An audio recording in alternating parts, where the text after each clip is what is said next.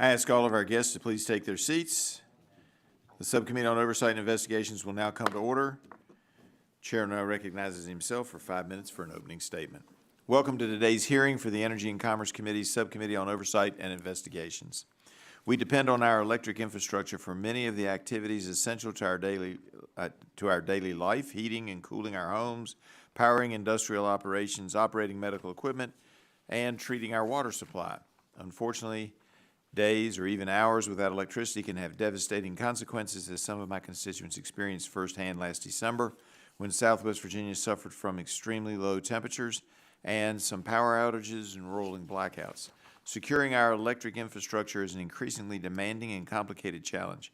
Given novel threats from foreign groups and governments and the increased complexity of our critical infrastructure, in May of 2021, a cyber criminal group's ransomware attack struck the Colonial Pipeline Company and led to a proactive shutdown of the company's pipeline system, which in turn caused fuel shortages on the East Coast.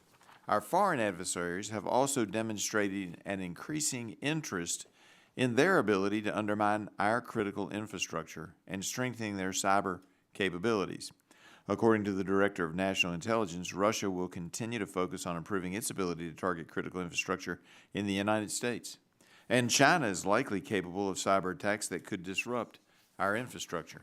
In fact, just last week, reports emerged that Chinese-backed hackers have infiltrated email accounts at the State Department and the Department of Commerce. The proliferation of so-called Internet of Things or smart devices, anything from your television to an electric car, raises new risks for our electric grid. The implications on grid security have not been fully fleshed out. Additionally, last December, the Environmental Protection Agency published proposed greenhouse gas standards for fossil fuel-fired power plants, which could burden dependable resources such as coal and natural gas and force generation facilities offline, jeopardizing reliable baseload power.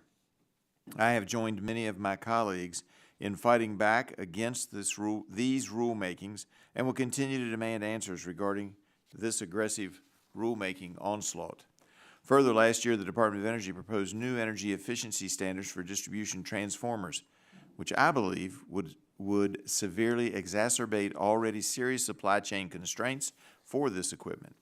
This is terrible timing on the Department of Energy's part. To combat this supply chain threat and potential danger to our grid, I'm an original co-sponsor of Congressman Hudson's legislation, the Protecting America's Distribution Transformer Supply Chain Act. That bill prevents the Department of Energy from implementing new distribution transformer standards for 5 years, probing federal efforts to secure our critical infrastructure, exploring risks that need further attention, and identifying opportunities to enhance cooperation among stakeholders is an important task for this subcommittee. To that end, on May 16th of this year, I convened a hearing to examine the work of 3 of our sector-specific agencies in protecting their respective critical infrastructure sectors from cyber threats. At the hearing, members of this subcommittee questioned the Director of the Department of Energy's Office of Cybersecurity, Energy Security, and Emergency Response on the Department's efforts to secure energy systems and coordinate with energy infrastructure operators to accomplish this shared goal. I hope we can build on that discussion today. We have more infrastructure security experts with us today to share their knowledge with us. First, we welcome Mr. Manny Cancel of the Electric Information Sharing and Analysis Center, or ISAC. ISAC compiles and analyzes security data for the electric industry, coordinates incident management, and circulate mitigation strategies among the various stakeholders. Also joining us is Mr. Sam Chanoski of the Idaho National Laboratory. As part of the Department of Energy's National Lab Complex, Idaho National Laboratory hosts research and testing to strengthen the electric grid and critical infrastructure security, among other activities. We also welcome the Honorable Bruce Walker, President and Chief Executive Officer of the Alliance for Critical Infrastructure Security, and who formerly served as Assistant Secretary for Energy at the Department of Energy. Finally, we also are joined by the Honorable Dr. Paul Stockton of Paul Stockton LLC, who formerly served as Assistant Secretary of Defense for Homeland Defense. Our witnesses here with us today offer a wealth of experience in the cybersecurity, national security, and electric infrastructure fields, and we appreciate them sharing their expertise with us today. Thank you very much, and I look forward to the witnesses being here, and I look forward to us having a positive and productive discussion today. And with that, I yield back and now recognize Ms. Castor, the ranking member of the subcommittee, for her 5-minute opening statement. Well, thank you, Chair Griffith. Thank you to our witnesses for joining us today. The electric grid is essential in each and every one of our lives, but it is under stress. At the outset of the June 2023 North America Electric Reliability Corporation report, NERC advises that extreme weather events continue to pose the greatest risk to reliability due to the increase in frequency, footprint, duration, and severity. In 2022, the National Oceanic and Atmospheric Administration identified 18 separate billion-dollar weather-related disasters in the United States. Climate change is no longer an emerging threat to the grid. It is wreaking havoc today. The increase in extreme weather, record temperatures, droughts in places that rely on hydropower, and excessive precipitation in others present an incredibly complex challenge. This summer, many Americans are sweltering in record heat and grappling with flash floods. The warnings are all around us, and they highlight the imperative that the power generation system move urgently from fossil fuels to clean energy. And that in itself adds to the complexity of ensuring that the grid is reliable as well. Plus, threats from physical attacks and cyber attacks are a growing concern. NERC advises that hostile nation states and domestic extremists are targeting our grid. In 2018, it was revealed that Russian government hackers had spent years gaining access to parts of our energy grid, including Wolf Creek Nuclear Power Plant's business network. Between 2011 and 2013, hackers backed by China's government breached networks at 20 oil and gas pipelines, and details that were declassified in 2021 indicate that hackers plan to use a network access to control and damage physical pipeline infrastructure across America. Since 2016, federal agencies and researchers have warned about and documented an exponential rise in domestic extremist groups, particularly white supremacists, threatening and attacking grid infrastructure. In February, the FBI thwarted a white supremacist plot to cause a citywide blackout in Baltimore by attacking grid substations and triggering a cascading grid failure. Then in April, 2 white supremacists were sentenced in connection to a plot to carry out coordinated attacks on grid substations in order to stoke civil unrest and racial resentment. For all of these reasons, the Democratic-led Congress and President Biden passed the most important investments in grid reliability in history in 2021 and 2022. The landmark Infrastructure Investment and Jobs Act and the Inflation Reduction Act direct major investments to grid reliability, while speeding the energy transition and lowering costs for consumers through energy efficiency that can take the pressure off the power generation system. DOE's Grid Deployment Office already has awarded $300 million in grants to improve grid resilience and has very significant resources left to implement. The bipartisan infrastructure law provided billions to secure our energy grid and improve resilience and efficiency. Grant initiatives created by the law are investing billions of dollars in partnerships with states, tribes, utilities, and other grid organizations to enhance the reliability and resilience of grid infrastructure. Other grants are investing more than $15 billion to harden and weatherize the grid against the worsening effects of climate change, such as flooding and droughts and wildfires. Investments of more than $1 billion for cybersecurity ensure we are mitigating the risk of cyber threats so that our grid can use the most cutting-edge technologies. Taking a look at where these grants are being deployed, I noticed South Carolina, Kentucky, Indiana, Idaho, Pennsylvania, North Dakota, so these grants are getting out there, but we've got to do more in partnership with our local communities. Laws passed last Congress also include provisions that tackle high household energy costs.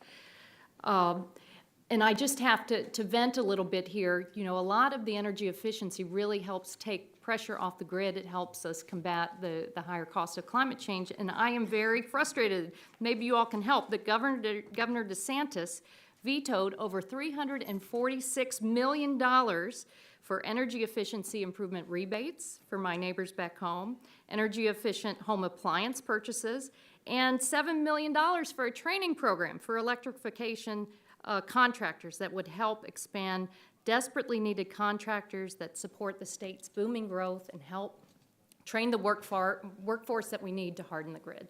So hopefully we can work together moving forward in a bipartisan way. It's more critical than ever that we strengthen the grid from climate change and bad actors. I'm looking forward to your input today. Thank you, Mr. Chairman. I yield back. Chairman yields back. Now recognize the chairwoman of the full committee, Ms. McMorris Rogers, for her 5 minutes of opening statement. Thank you, Chair Griffith. Protecting America's access to affordable, reliable energy is a top priority for the Energy and Commerce Committee. Energy is foundational to everything: our way of life, a strong economy, and our national security. For a more prosperous and secure future, we must safeguard our electrical grid from external threats like cyber attacks, physical attacks, and other disturbances. Our electric grid is a crucial component of our daily life, transporting and delivering energy to where it is needed.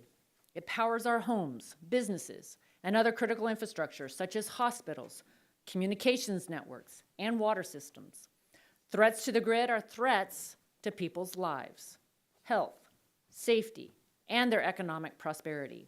I know that was underscored to all our members who participated in our grid security field hearing in Moore County, North Carolina, a few weeks ago. Physical attacks on the U.S. power grid reportedly rose by 71% last year as compared to the previous year. Cyber risk to energy systems are increasing, and the Director of National Intelligence has confirmed both Russia and the Chinese Communist Party are capable of launching cyber attacks that could disrupt critical energy services. Just this month, we received another jarring reminder that enemies are both willing and able to infiltrate our systems and access our most sensitive information. Reports emerged earlier this week that hackers in China breached email accounts at 24 organizations, including the U.S. Departments of State and Commerce. Attacks like this embolden China. Imagine what is possible if the CCP attacks and hacks our grid. This could shut down power to key national security facilities like military bases. They could prevent power from getting to hospitals, cause widespread blackouts, and prevent critical energy resources from getting to the people that need it the most. It is vital that we secure our critical energy infrastructure from those threats, especially as those systems become more and more complex. Increased connectivity of our electric systems creates more vulnerabilities and opportunities for adversaries to infiltrate our critical infrastructure and inflict widespread damage. These dangerous threats to our grid is why this committee reported out H.R. 1160, Rep. Wahlberg and Rep. Schreier's Critical Electric Infrastructure and Cybersecurity Incident Reporting Act back in February. While securing such a vast, complicated network of electric infrastructure is a daunting task, it's a necessary one. Lives depend on it.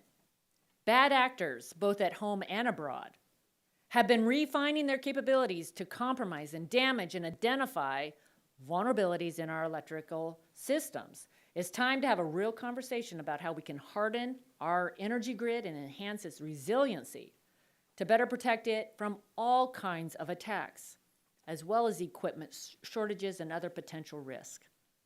The goal of today's oversight hearing is to hear from experts on how we can work together to bolster the security of electric infrastructure and be prepared for increasingly sophisticated threats.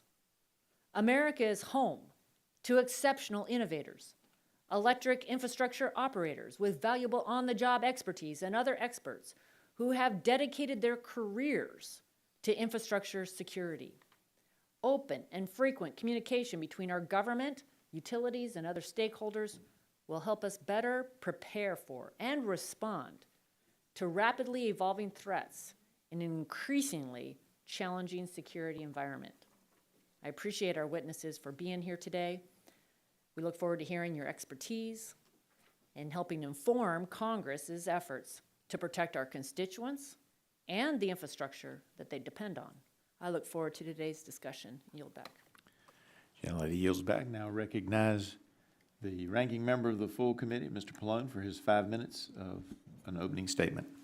Thank you, Mr. Chairman. Our nation's energy grid is critical infrastructure that we rely on every day in virtually every aspect of our lives. We depend on it for the production, transmission, and delivery of electricity, and we expect that every time we flip the switch that our lights will turn on and that we can cool or heat our homes, including during extreme weather events. Today, the subcommittee is examining threats to our electric energy infrastructure. The climate crisis is creating unprecedented challenges and risks that threaten our grid's integrity. Extreme weather events are happening more frequently and in regions that are not necessarily prepared for them. Earlier this month, we experienced the hottest week in recorded history. The number of days each year when we experience extreme heat has also risen dramatically in just the past few years and is projected to continue rising. Winter storms have also become more extreme and unpredictable and have knocked out power for millions during dangerously cold days. Extremely high or low temperatures significantly strain our energy grid by increasing demand for air conditioning or heat, while simultaneously decreasing the overall efficiency of some power plants and grid infrastructure. Other forms of extreme weather are also straining the grid. Torrential downpours and heavy rainfall have become more common and can cause flooding that can damage grid infrastructure and cause outages. The critical role that the energy grid plays in our day-to-day lives also makes it a target for bad actors and foreign adversaries. Regardless of how it happens, losing power for any period of time can upend our lives without warning. Our grid faces threats both from physical attacks and cyber attacks. In recent years, hackers have come close to gaining access to our energy infrastructure. There's also been a disturbing rise in the number of physical attacks on grid substations, and the FBI and the Department of Homeland Security have warned about the increase in white supremacist plots targeting the power grid. When we're caught unprepared, power outages can have a tragic human cost, and that's why the investments Democrats made last Congress are so important. The bipartisan infrastructure law invested billions in grid resilience and cybersecurity efforts that will make our grid more secure and resilient in the face of the climate crisis and security threats. These investments are meant to help our grid at every level. For example, the law invests more than $15 billion to harden and weatherize our energy grid. The Department of Energy has also already awarded more than $300 million in grants to states, tribes, utilities, and other organizations to support grid resilience at the state and local levels.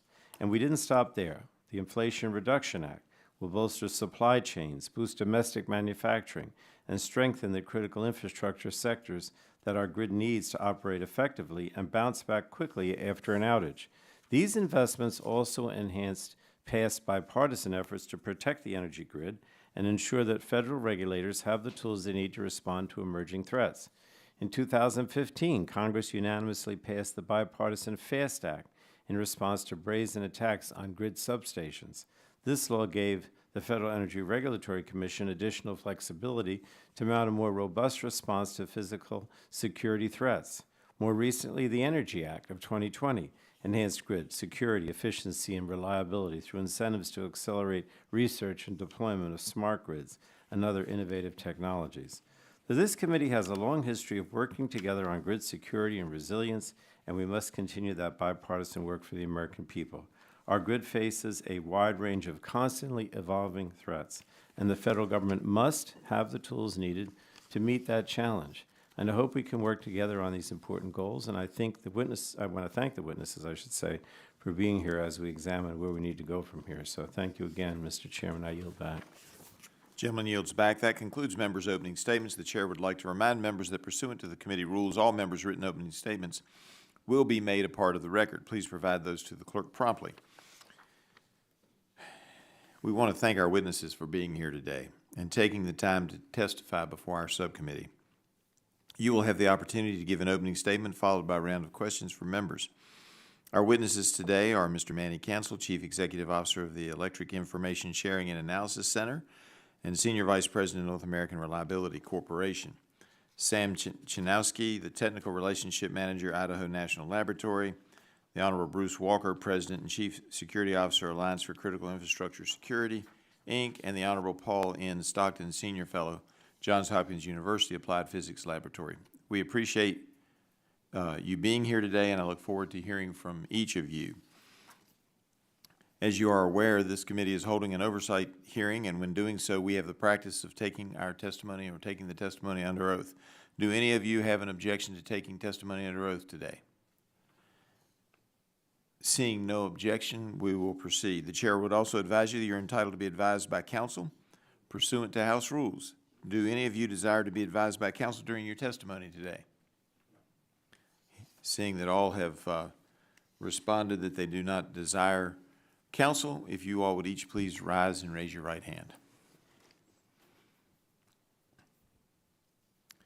Do you promise to tell the truth, the whole truth, and nothing but the truth, so help you God? And you all may be seated. Seeing that the witnesses have all answered in the affirmative, you are now sworn in and under oath and subject to the penalties set forth in Title 18, Section 1001 of the United States Code. With that, we will now recognize Mr. Manny Cancel for 5 minutes to give his opening statement.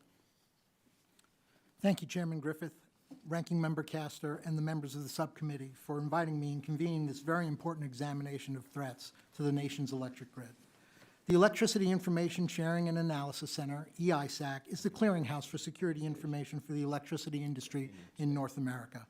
It is operated by NERC, the organization designated as the Electricity Reliability Organization for the United States. Our mission is to reduce cyber and physical security risks to the electricity industry across the continent by providing unique insights, leadership, and collaboration. We accomplish our mission by sharing threat information that we receive from our members and other sources in a timely and actionable manner with asset owners and operators to mitigate the complex, evolving threats to the grid. The EISAC operates a 24/7 watch operation, develops expert analysis of ongoing incidents, and provides a suite of analytical products and services accessible to over 1,700 members. We work closely with the Department of Energy, DHS, CISA, FERC, and other federal agencies and maintain similar partnerships in Canada. NERC and the EISAC are members of the industry's Electricity Subsector Coordinating Council, ESCC, and help to operationalize their security initiatives. The EISAC also plays a key role in cross-sector coordination, focusing on interdependent sectors including oil, natural gas, water, finance, and telecommunications. NERC's mandatory security standards for the bulk power system provide a common, robust foundation for security, complementing the EISAC's activities. Let me turn to the threat environment before describing more about how the EISAC addresses security threats. While there have been no major outages resulting from a cyber attack in the United States, the threat landscape is complex and includes continuously evolving and persistent threats from sophisticated, capable adversaries. Among the most advanced are nation-states, which possess the capability to disrupt critical infrastructure in North America. Numerous reports underscore the severity of these threats. Aided by a significant increase in software and hardware vulnerabilities, adversaries are constantly looking for ways to exploit the electricity sector. Chinese cyber activities are one of the most dynamic cyber threats. China continues to demonstrate increasing sophistication, including new and adaptive techniques to gain access to networks, as demonstrated by the recent Volt Typhoon campaign targeting U.S. military and critical infrastructure companies. Russia also remains a top cyber threat as it refines and employs espionage, influence, and attack capabilities. And Iran and North Korea show growing expertise and willingness to conduct aggressive cyber operations. Ransomware attacks continue to target the electricity industry and their service providers, including the recent CLOP ransomware campaign, which has also impacted many critical infrastructure sectors. Similarly, the physical security environment remains quite challenging.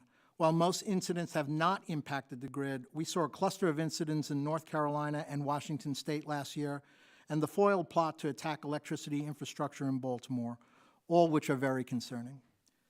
The EISAC employs numerous tools to effectively address threats to the grid. These include a secure portal through which members exchange and receive threat warnings, mitigations, and analytical products.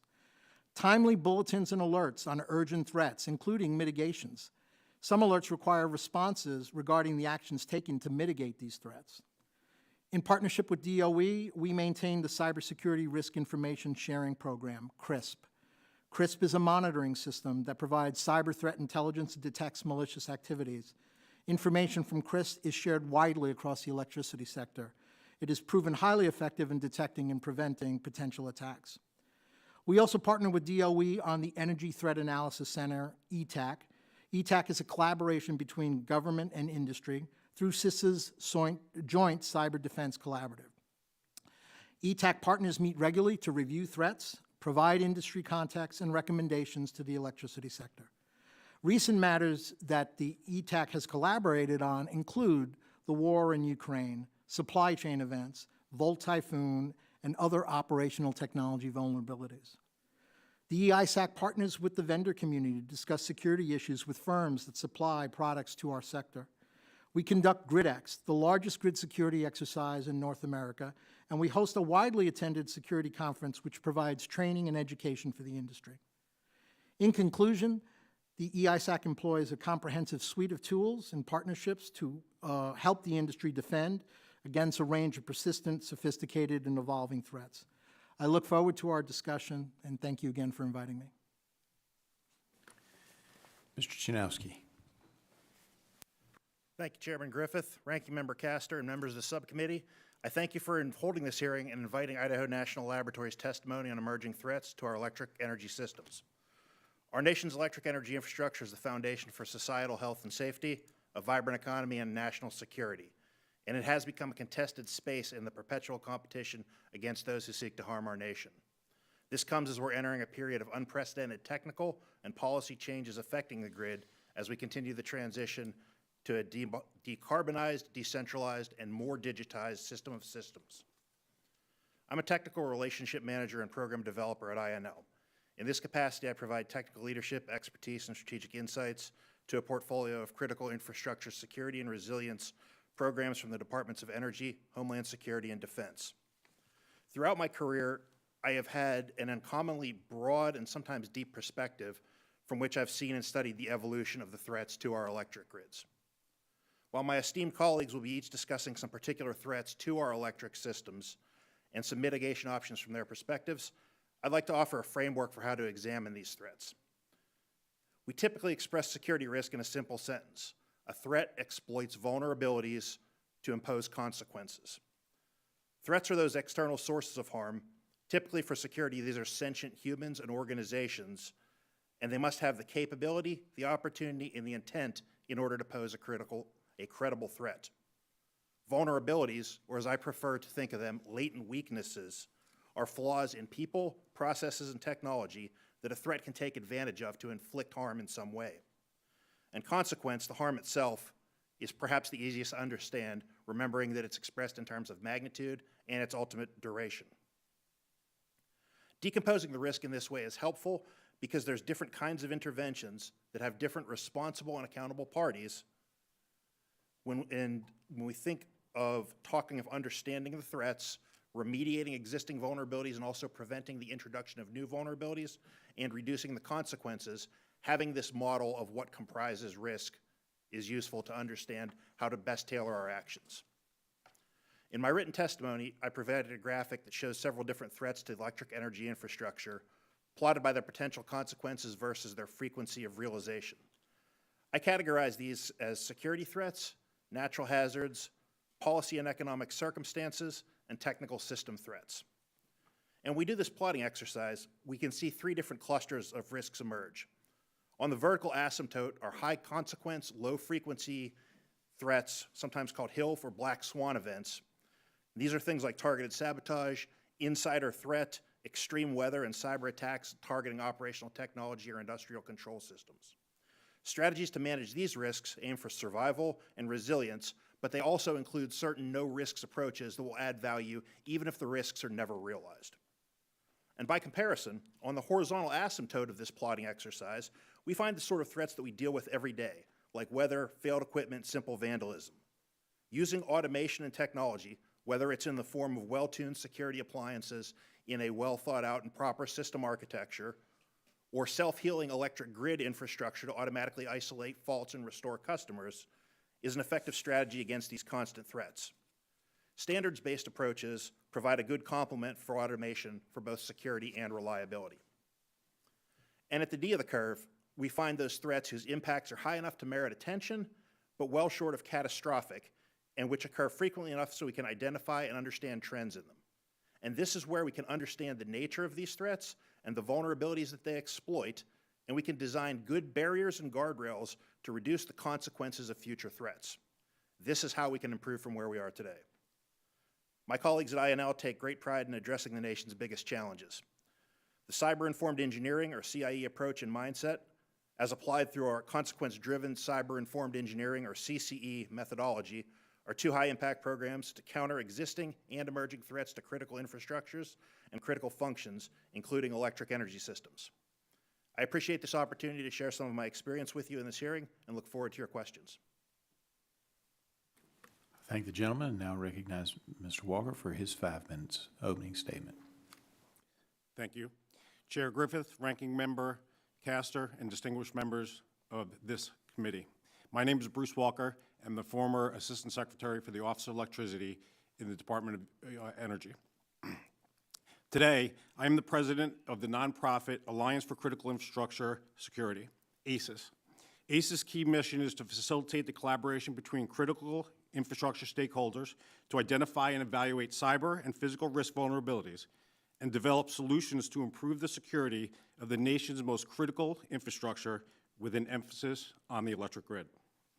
The most important evolving threat to the electric grid is associated with cybersecurity and physical security, and the potential impact has been increased by the changing electric generation fleet. The 2023 Annual Threat Assessment of the Intelligence Community highlights a significant nation-state capability that threatens our electric grid without mentioning the grid. Specifically, quote, China almost certainly is capable of launching cyber attacks that could disrupt critical infrastructure services within the United States, including against oil and gas and railroad services. Let me connect some dots. The electric grid is now highly reliant upon gas transmission pipelines. Over the past 15 years, we have more than doubled our reliance on gas pipeline infrastructure for gas-fired generation. In fact, just yesterday, across the continental United States, 46% of the generation fleet was gas-fired. In addition, 7 of the 13 regions that are monitored were above 50%. And 3 of those 7 were above 60%, with the highest being 66%. That is a huge reliance on natural gas-fired power for the United States. Today, the loss of critical infrastructure pipelines in the U.S. would result in significant loss of gas-fired generation. And depending on the circumstances of the event, may be enough loss of generation to actually change and create a mismatch of capacity and load on the system. As a result, in an effort to protect itself, the electric grid, using a process known as under-frequency load shedding, would, without any human intervention, shed large tranches of load in seconds. Under-frequency load shedding is a method the industry has relied upon for decades to suppress degradation of the system in order to save the whole. Essentially, what was a brilliant and effective engineering pre-cyber, pre-physical threat tool has become our Achilles heel. Turning towards physical threat, a recent example illustrates that there are those who are focused on destroying large power transformers using physical force. The lack of available spares, coupled and compounded with our inability to produce these within the United States in a sufficient number, or procure them quick enough from other countries, creates a serious reliability and resilience challenge, particularly if a large number of these transformers were to be destroyed. And the fact that domestic violent extremists are focusing in on destroying these large power transformers remarkably increases the probability of this threat. Industry must continue to work in partnership with the FBI, DOE, DHS, and others to be vigilant against this physical threat. Neither the cyber nor physical threats of the United States that in the electric grid is facing can be fully addressed through industry efforts or federal government partnerships as they exist today. To successfully protect infrastructure, we must approach this problem differently. We must transition to an all-of-society approach, an approach that, among other things, uses appropriately federal capabilities to protect the grid, especially the electric grid throughout the United States that's rapidly transforming. Over the past decade, critical infrastructure asset owners were not expected nor responsible to defend against nation-state adversaries nor domestic violent extremists. In fact, protection against these threats was the role of the federal government. We now need to leverage the capabilities within the federal government to strengthen our at-risk critical infrastructure. The Alliance for Critical Infrastructure Security was specifically formed to facilitate the necessary collaboration to build an alliance resulting in an all-of-society approach between the federal government and their private sector asset owner counterparts. I look forward to answering any questions you may have regarding the emerging threats to the electric grid. Thank you. Thank the gentleman. Now recognize Mr. Stockton for his 5-minute opening statement. Chair Griffith, Ranking Member Castor. Okay, let's try this. Try it again. Chair Griffith, Ranking Member Castor, and members of the committee, thank you for the honor of testifying today. As you highlighted in your opening remarks, the grid faces increasingly severe threats. These threats stem in part from the growing capabilities of China and other potential adversaries to attack our grid. But there's a second factor. The grid is undergoing a fundamental transformation driven by the spread of solar and wind power and battery energy storage systems. This transformation is creating new vulnerabilities to attack. Yet if we can secure these new devices, we also have an opportunity to transition to a fundamentally stronger resilience strategy to defend the grid and make sure that we can counter the objectives of our future adversaries. Wind and solar generation is usually termed renewable generation, but increasingly the electric industry is using a different term, that is, inverter-based resources. Inverters are the electronic devices that convert the direct current power that's provided by solar panels into alternating current, which is what the grid uses.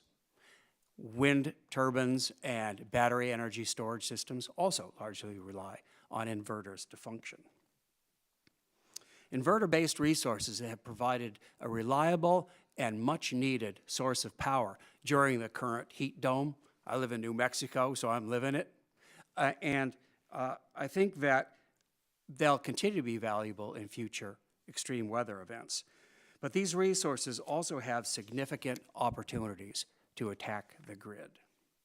My written testimony references a terrific new study by the Department of Energy that lays out these vulnerabilities, and two stand out to me. First, adversaries can seek to access IBRs, inverter-based resources, and shut them down precisely when we need the power the most. Secondly, they can attempt to seize control of inverter-based resources and misoperate them, and above all, to use their new abilities to help control frequency and voltage in order to create widespread disturbances. They can use what's supposed to be an advantage, transform it into a weapon. The Department of Energy study focuses on distributed energy resources, and that is IBRs that are tied to distribution systems. But increasingly, the bulk power system also has inverter-based resources tied to high-voltage transmission systems. So system-wide, we've got some new potential vulnerabilities to get out in front of and get ready to secure the grid of the future. Fortunately, there's a strong regulatory and technical foundation to build security into the future grid. IBRs that are tied to the bulk power system have to comply with the mandatory reliability standards and infrastructure protection standards that NERC has already established. And NERC and its partners are already exploring new mechanisms, new potential regulatory requirements to help secure IBRs. And there's progress at the distribution level. As all of you know, distribution systems are regulated by state authorities, including public utility commissions, who are responsible for those systems. Industry is developing standards for cybersecurity for IBR at the distribution level, And the National Association of Regulatory Utility Commissioners, NARUC, is already advocating for the adoption of IBR-related standards. So we've got a great head start on securing the grid of the future. But the process is far from complete, and that's why I'm so grateful for the opportunity to testify before you today. There's lots to be learned still about the vulnerabilities that IBRs are going to create at the systemic level. We need to develop risk-based, cost-effective ways of mitigating these risks that focus on strength and resilience against high-consequence events. We need to leverage the expertise of the private sector, including device manufacturers, standard-setting organizations, and the owners and operators of the power grid. And finally, we need to take advantage of the new resilience strategies that the spread of IBRs and grid decentralization can make possible. In my written testimony, I mentioned a couple of these options to build a stronger, safer grid thanks to IBRs, and I've also suggested how we can tailor these strategies to counter the objectives that China and other potential adversaries are likely to try to achieve by attacking the grid. Mr. Chair, Ranking Member, thank you for the opportunity and the privilege to testify. Thank you, and that ends our testimony from our witnesses this time. We will move into the question and answer portion of the hearing, and I will begin the questioning and recognize myself for 5 minutes. Mr. Walker, loved your testimony, loved all of your testimony, but was intrigued by a couple of things that you said. One, sounded like maybe we ought to rely a little bit more on coal because you don't need pipelines to transport coal. And coming from a coal district, that was music to my ears. Did I understand that correctly, or were you just advocating that we do better on the pipelines? I actually advocate for an all-of-the-above approach. There you go.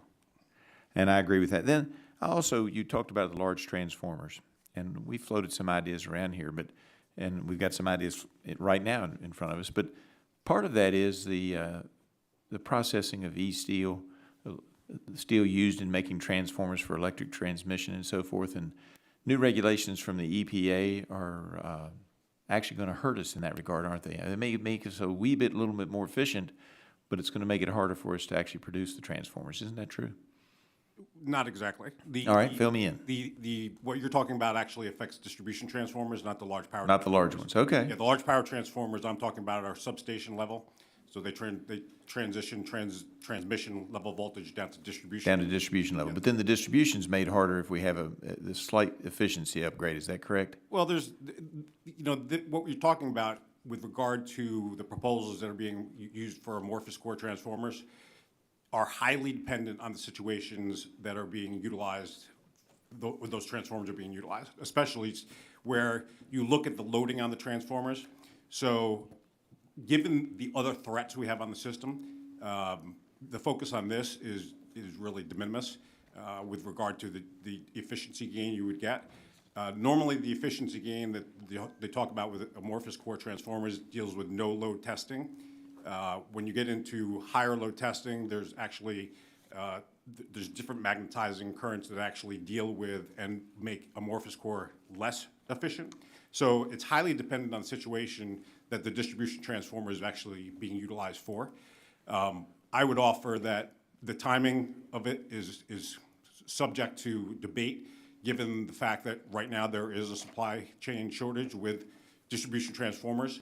And I think the bigger issue that's being realized is that the manufacturers who are willing to expand their businesses and increase the number of transformers they're producing, which is necessary given all the investment we're putting into the system, they need clarity that they're not going to make millions and millions of dollars of investment for the existing processes that are utilized, and then be told that 4 years from now they can no longer make normal transformers.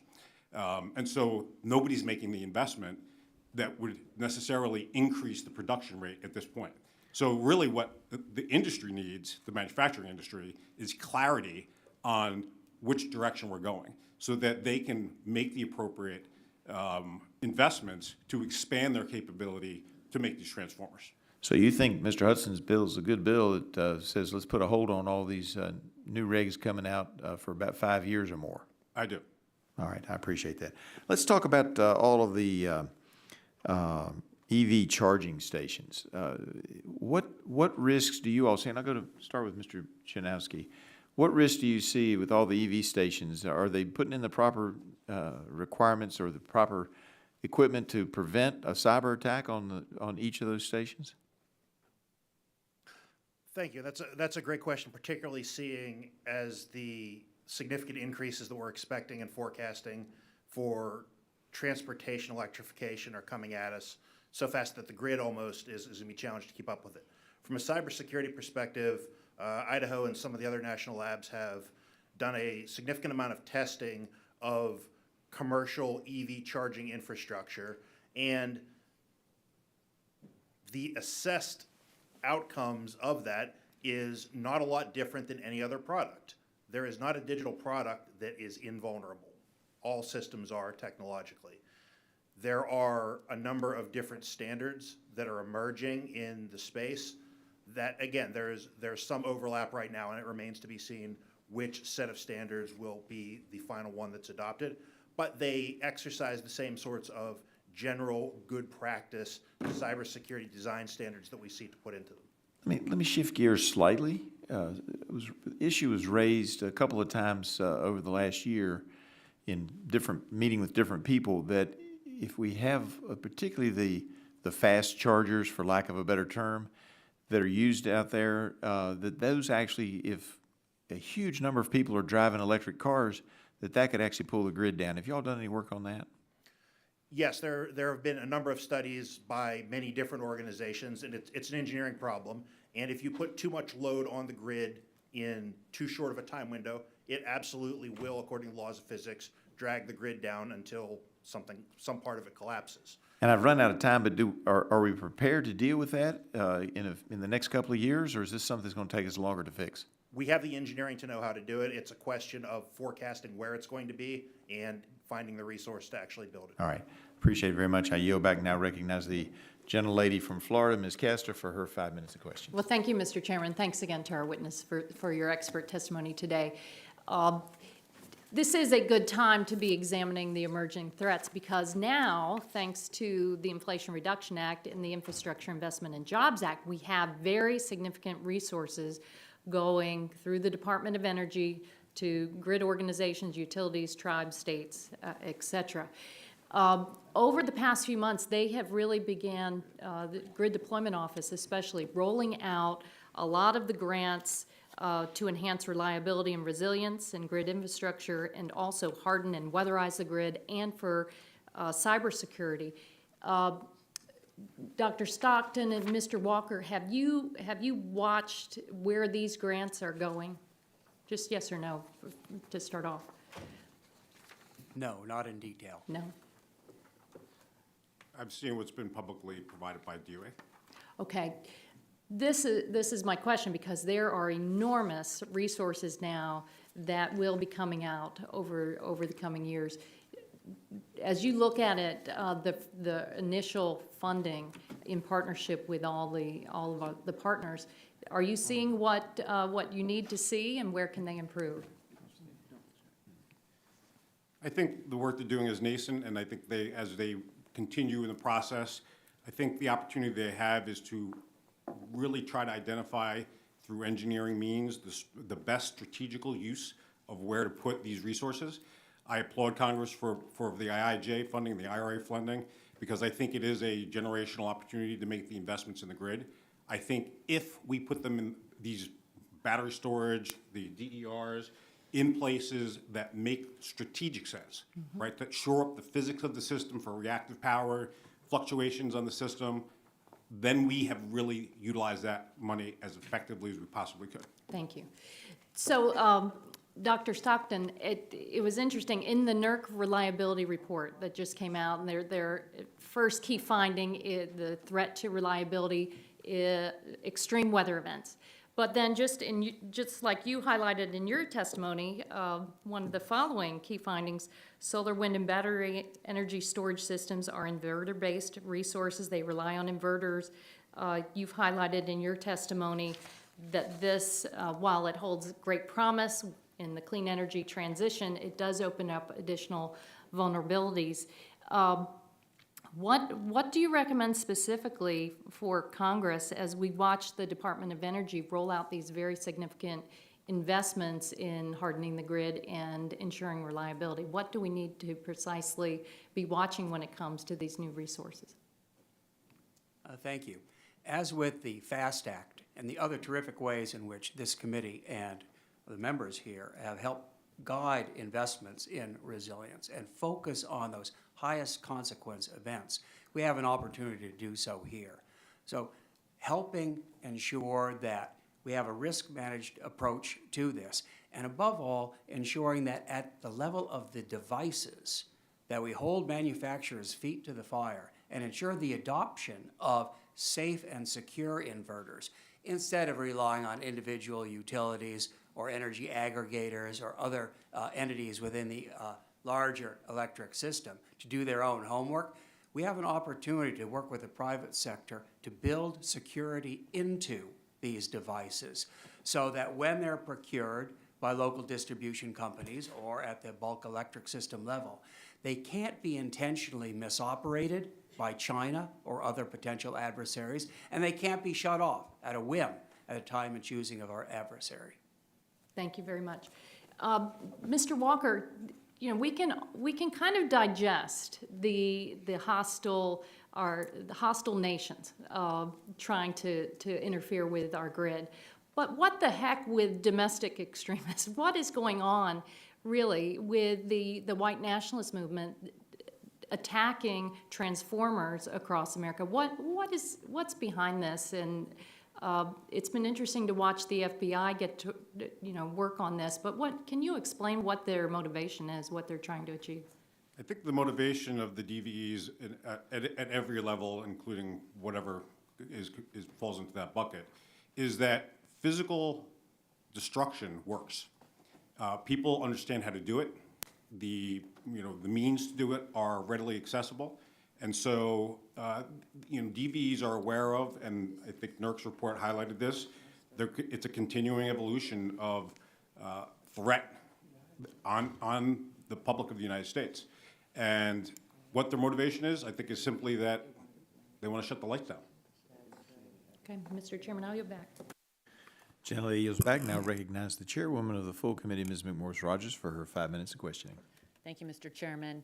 As I noted in my opening statement, we do know that the Chinese Communist Party has increasing capabilities to disrupt our operations, critical infrastructure, and this imposes an immediate and immense threat to our national security. So I wanted to start with you, Mr. Cancel.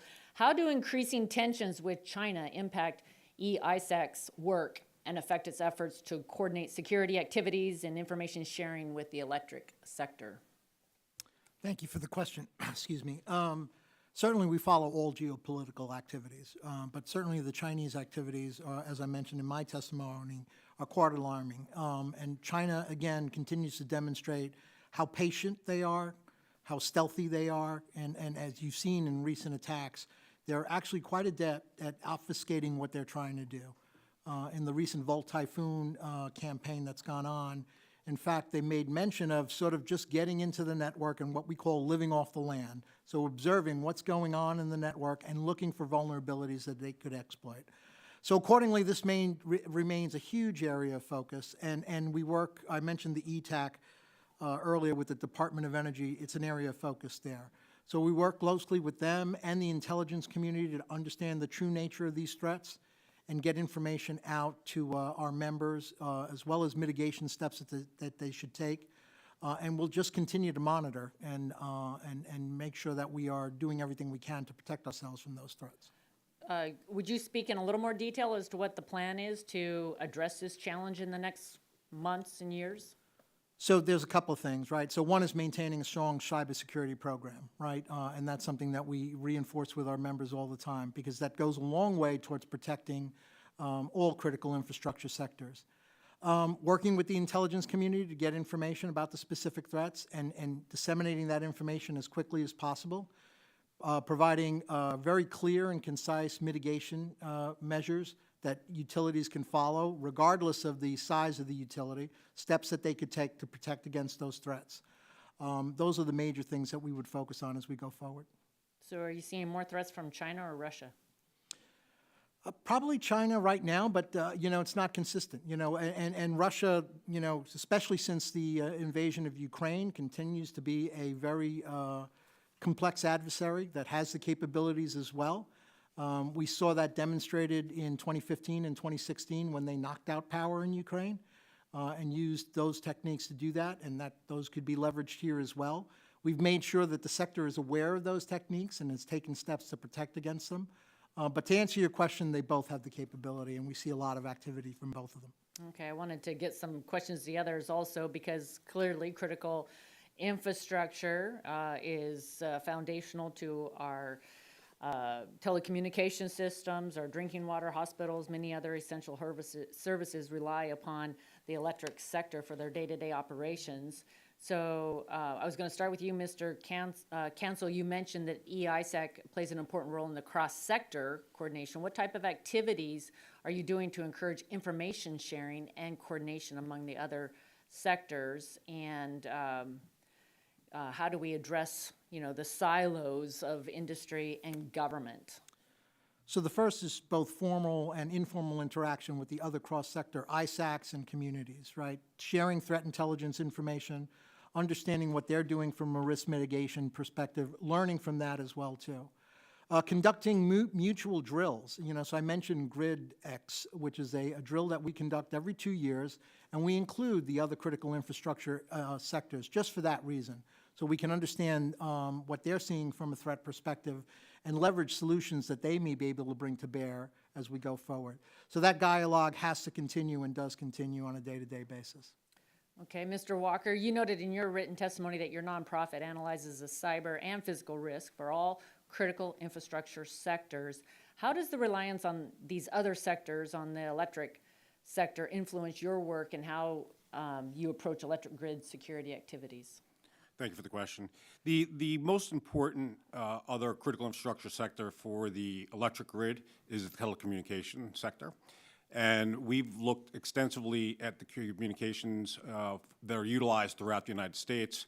And there have been conclusions that have identified that our reliance on commercially available communications presents a significant risk to our ability to operate the system, given that the communications compromise is what enables the cyber actors like China to actually touch many pieces of the equipment. And in fact, the $1.9 billion that was authorized by Congress for the rip and replace strategy for ZTE and Huawei, which, by the way, was oversubscribed, as I mentioned in my testimony, up to $5.6 billion, has only spent $41 million to actually remove these pieces of equipment from our system.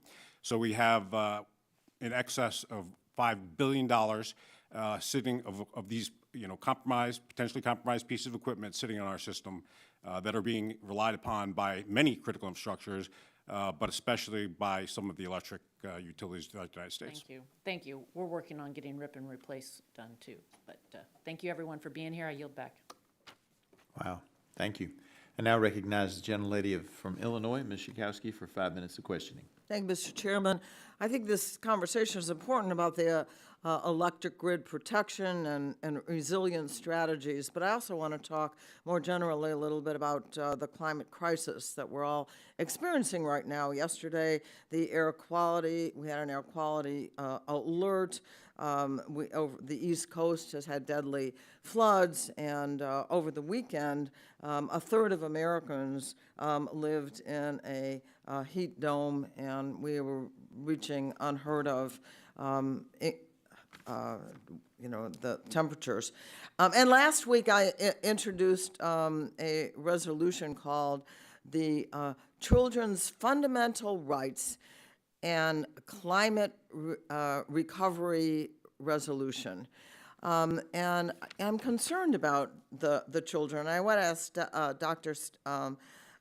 Stockton, what does the future look like for our children and future generations if we fail to weatherize the grid and address climate change? Well, a crucial way to address climate change is to support the continued deployment of wind, solar, and other zero-carbon generation. My argument today, though, and my hope with the committee's workload, is that we can do so in a way that helps strengthen overall resilience against man-made threats as well as Mother Nature in order to improve the sustainability of life for the United States and its partner nations over the long haul. So we can do both. We can maintain an appropriate mix of generation. I think natural gas-fired generation has always got to be part of the mix for various reliability reasons. But as we transition to other zero-carbon sources of electricity, that's going to be great for our children, ultimately great for our economy, and great for survivability against China and other potential threats. Thank you. You answered the question of what is the overall thing that we have to do all the time, and I agree with you. Mr. Cancel, what do you think that Congress should be doing right now to help build a more resilient and reliable grid for tomorrow? What is our role? Well, thank you for the question, and I think we've spoken about, some of the initiatives that are underway, so building on some of the work that's been done by the recent acts. Again, I think, as Mr. Walker said, a whole-of-society approach, sort of helping us to continue to share information not only across the electricity sector, but across critical infrastructure sectors. As regulations are developed, making sure that those regulations aren't duplicative and harmonized across, the various arms of the federal government. So it's easy for critical infrastructure organizations to comply with those regulations.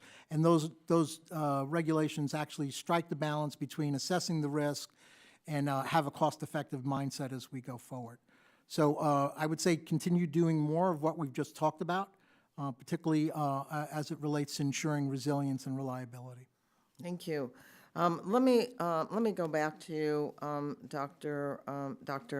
Stockton. Are we seeing sufficient support from the private sector as well as the government sector in moving in the direction that you're saying, in developing more alternative energy sources, clean energy sources, and then what can we do as members of Congress to encourage all of that? Well, the innovation by the private sector is astonishing and much needed.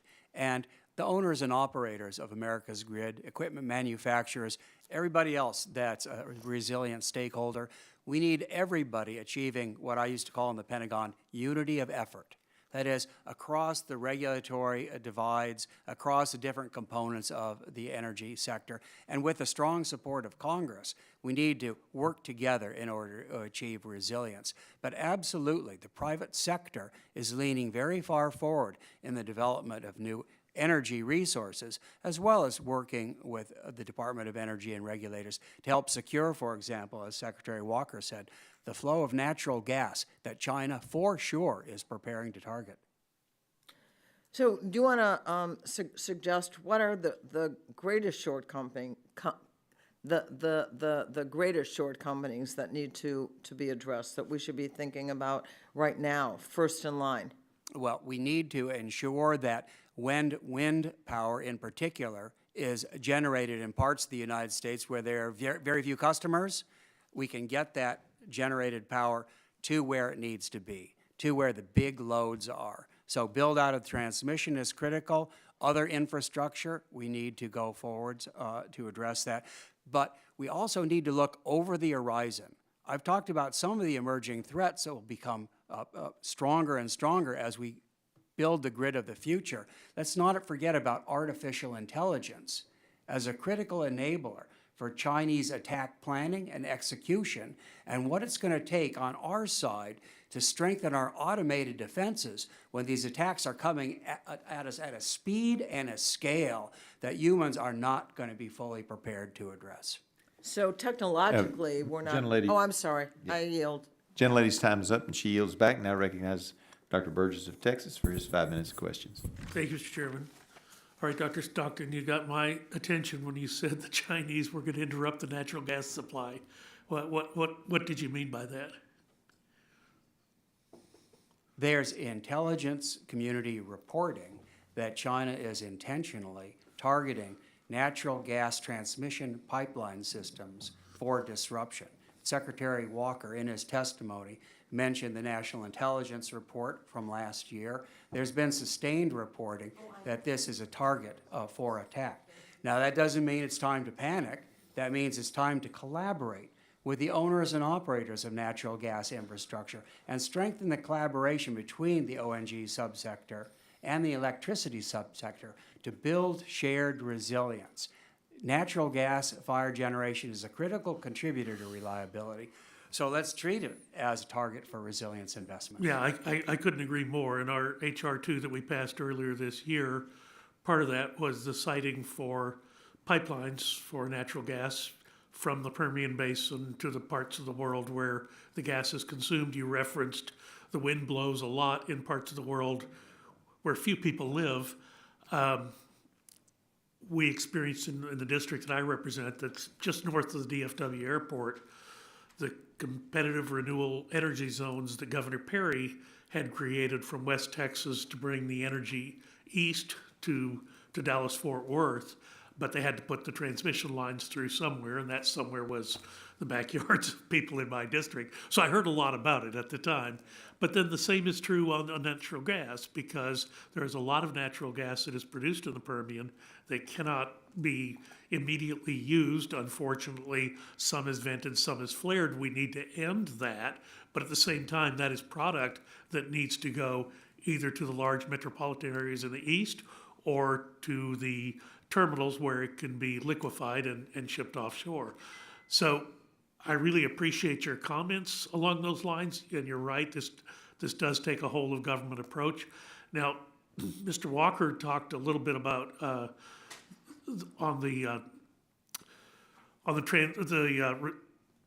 transformers and the lack of transformers. Are there similar problems with your inverters, Mr. Stockton, Professor Stockton, that you were talking about? Do we have a satisfactory supply of inverters for all of the renewable energy that's being brought into the grid? Well, I'm going to open up a rabbit hole for us to chase down. Manufacturers in China are important producers of inverters being deployed nationwide across the United States. And I think looking at supply chain risks, not just availability of critical products, but the risks that China will exploit these products in order to conduct attacks on the grid, I'm hopeful that the committee will continue to address these supply chain risks. Right now, sure, we've got inverters. Some of them are made in China. Others may be manufactured for final assembly in friendly nations, but they might have components, hardware, software, and firmware that could provide attack vectors. And the constant updating of firmware from the cloud and by service providers, who's on top of that for maintaining adequate security?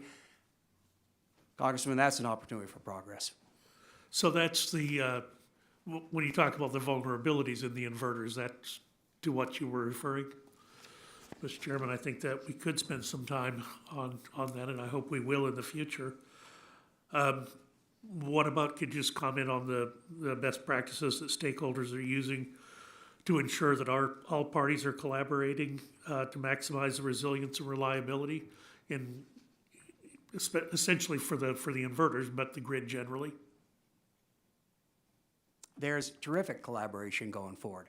And Congressman, let me cite one that I'm especially grateful for, and that is close coordination between NERC, which is responsible for mandatory standards for the bulk power system, and NARUC, and Public Utility Commissions, which in your district and others across the nation have authority over distribution level systems. We don't want to have a regulatory divide between one set of regulators and another. We need close collaboration which respects the authorities of both sets of regulators. And that progress is going forward. We need more of it. As we turn to the threats, potential threats posed by electric vehicles, we're going to need that community in. And Mr. Chairman, I think it was you who said, how about the Internet of Things? What risks are we acquiring there? So if you look at the collection of important stakeholders that need to be brought together, Congressman, in order to be able to build an integrated, holistic approach to security. Boy, that's a long list, Yeah. and progress is underway. So I'm old enough to remember the Aurora vulnerability that we heard about in this committee 15 years ago. Yes, sir. A regulatory divide is something we never encounter in the federal government. So, Mr. Chairman, I hope we can spend some time working on that. Thank you for your testimony. I'll yield back. Thank you. The gentleman yields back. Now recognize the gentleman from California, Dr. Ruiz, for his 5 minutes of questioning. Thank you, Mr. Chairman. Thank you all for being here today. One threat I want to make sure doesn't go unnoticed is the inaccessibility of power for rural communities. For those with infrequent or unreliable access to power, it feels like the next power outage could happen at any day, any moment. Grid security is intertwined with these reliability concerns, and we need innovative solutions that prioritize efficiency, affordability, and accessibility to improve stability. Microgrids are one of those innovative solutions with the potential to bring grid security and reliability to communities that currently lack reliable grid access, particularly in rural areas, and communities that experience extreme weather.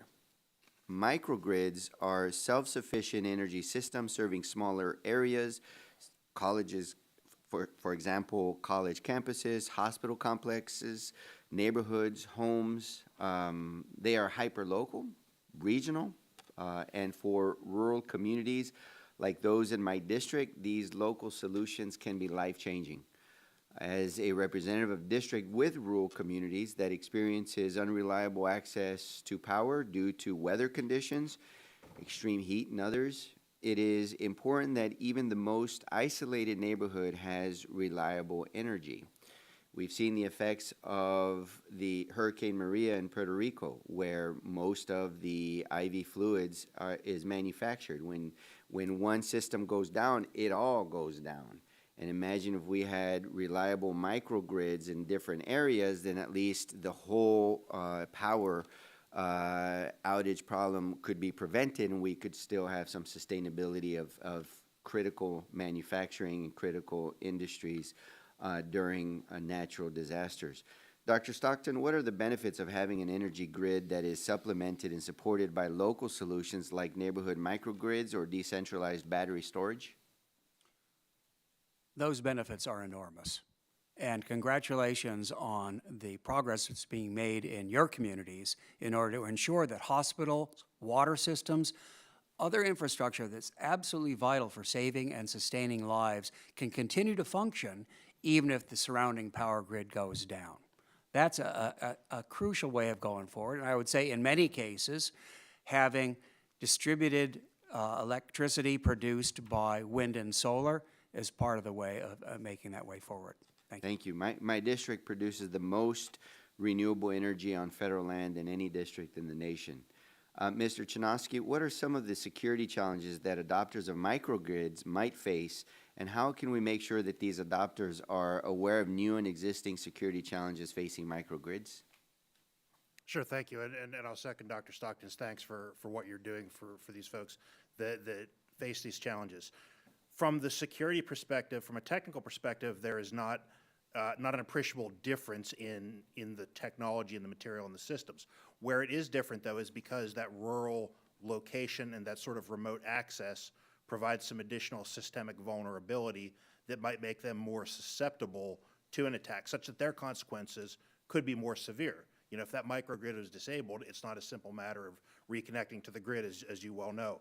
So from that perspective, that puts perhaps an even increased importance on the focus of correctly designing, testing, operating, and maintaining these systems throughout their life cycle to ensure that these benefits that they provide are available when they're needed.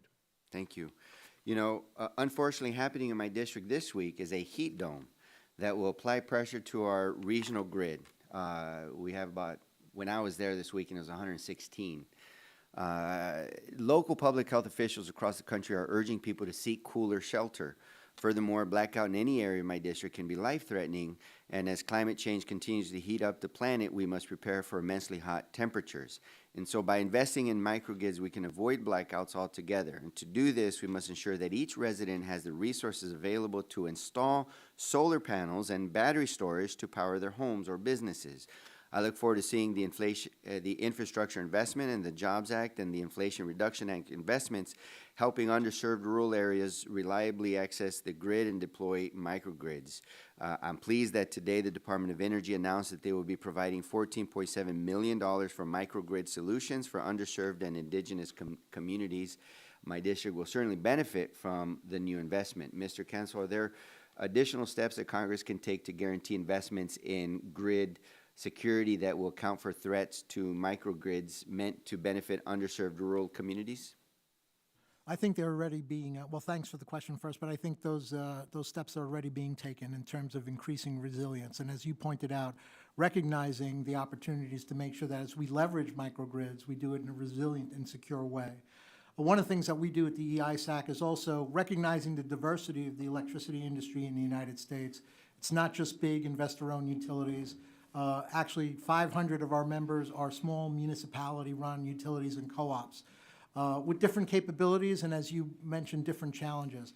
I think addressing those challenges through the legislation that's put forth, the funding opportunities that are put forth, provide an opportunity to address those concerns. Thank you. I yield back.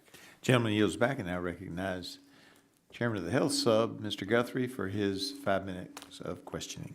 Thank you. And I apologize for not being here. A couple of other hearings going on as well, so we're not from the lack of interest, it's from trying to cover all the hearings we need to cover, so I'll get right to my questions. So Mr. Chanoski, and a couple others, I may also ask Mr. Cancel something on this. Electric and other utility providers across my district, they're concerned about cyber attacks, and just last year there was a municipal utility in my district that disrupted service for about 18 hours because of a ransomware attack. And so, Mr. Chanoski, are there any particular gaps in cybersecurity research, demonstration, testing, or knowledge that you'd like to flag for us today, or think that should receive increased focus about what's going on with some smaller producers? Thanks, sir. And I think that probably the biggest challenge gets to the resources, and it's not just about the dollars also, but about the access to the workforce with the correct skills and experience to be able to implement some of these solutions. When we talk about the threats from ransomware, the collective wisdom and the knowledge of industry and government has an effective approach to protecting against ransomware from designed and maintained solutions that are quite effective. Now, getting the opportunity and the resources to integrate that into a system that is 24/7 on all the time, that's some of the biggest challenge right there. So it's not necessarily what do we do, but it's how can we actually take action to implement this where it's needed across a very wide swath of organizations. So you think the knowledge to address it is there in the technology? It's a matter of getting it implemented, or is there still we're still trying to figure out how to stop it? So one, knowing how to stop it, and as you just said, is it more knowing how to stop it or being able to stop it? Two different. I would, from those two, it's probably being able to stop it, right? Because we have identified, and many institutions have implemented effective technical protections and organizational processes against ransomware, the ability to recover if there was a gap in some of those, a very important part of that. So it's with that, it's not so much of a necessarily, I think, a research question as it is an actual application question. But I would think, and this, I'm just, that these guys would adjust the bad guys always or you got to kind of keep up with them. So that'd be my concern, is that we haven't perfected stopping them, but we've stopped what we know is out there, right? Or do you think we're ahead of it?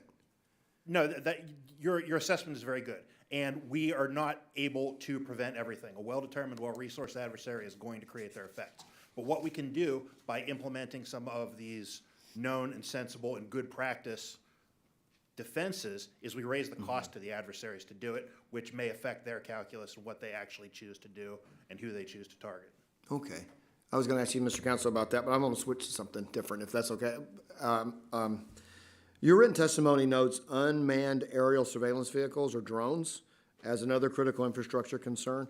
Are you aware of any increase in security incidents involving drones, and has there been concern from the electric industry regarding the use of drones by malicious actors? And Mr. Walker, if you'd like to talk about that as well, I think. But if you want to go, Mr. Council, first. So not aware of any specific attacks that have leveraged drones to damage critical infrastructure here. But that being said, we are aware of drones being used to conduct surveillance around critical infrastructure plants. And as a result, one of the things that we've been working on is a pilot that is actually tracking drone activity around critical infrastructure and sharing that with our members. The challenge with drones is that they're used, for quite productive activities as well, inspections, storm restoration. So understanding how they're being used and when that use case might be malicious is really the opportunity there. And then taking steps to protect against any activity that a drone could take to damage the infrastructure. Okay, Mr. Walker?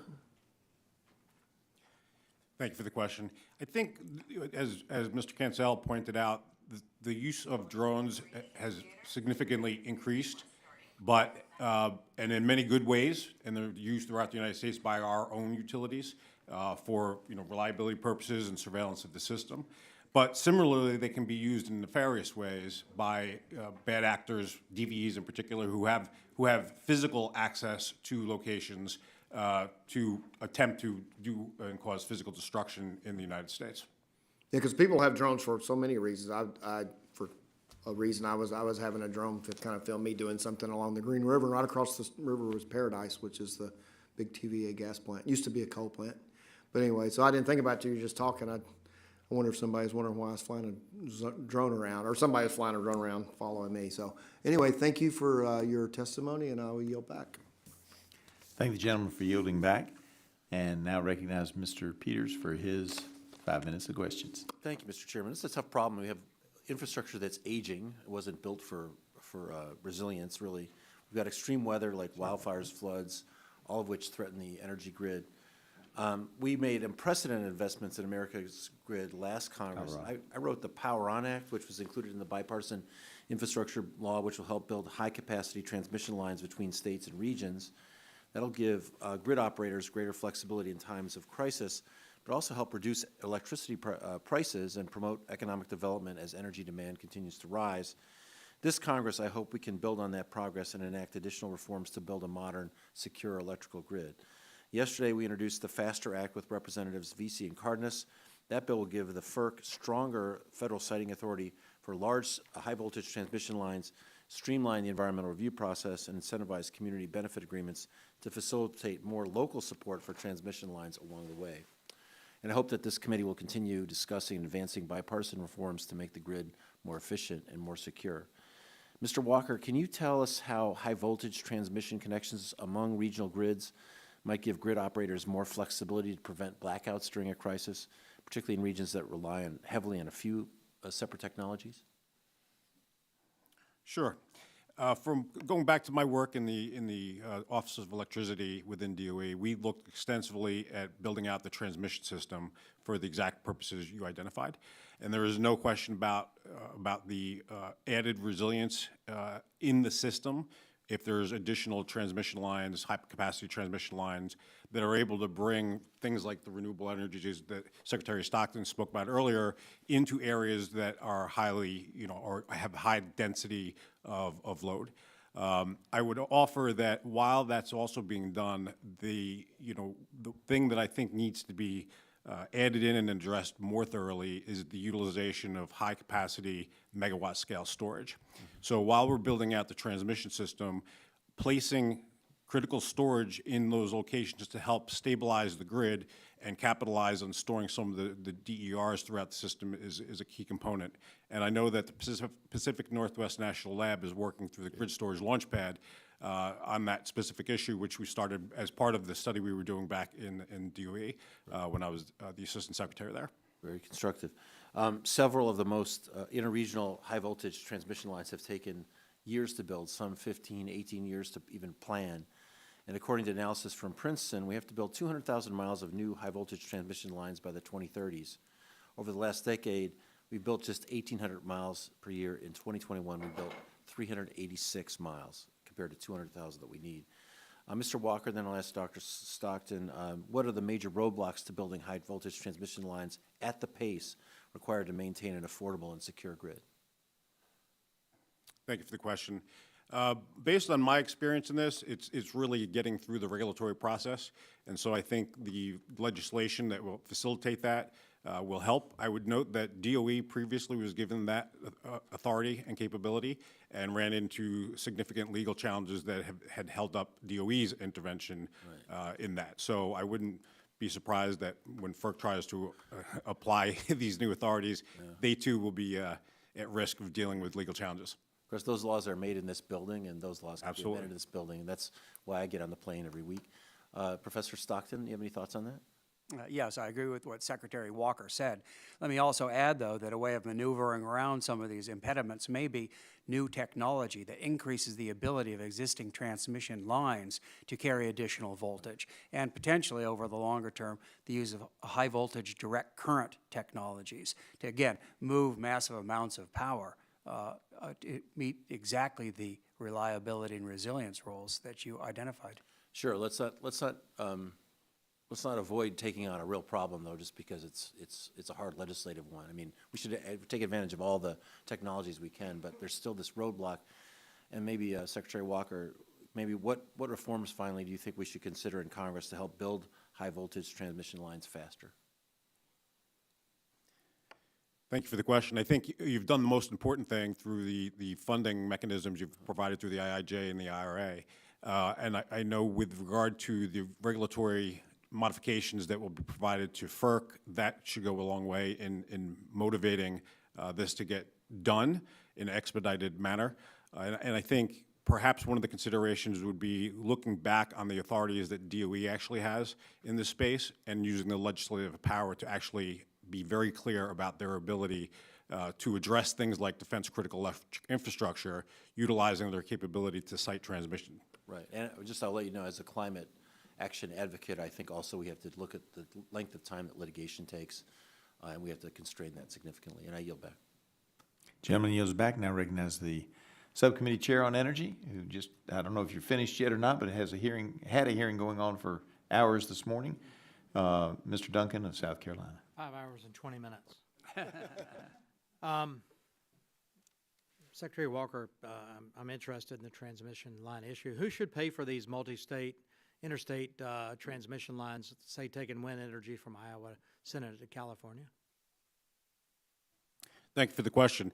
I think those that benefit from the utilization of those assets should be the people who pay. So through the FERC process, the rates that get established through the FERC initiatives should take that into account, but ultimately those who are going to use the power should pay for the power. It's a commodity.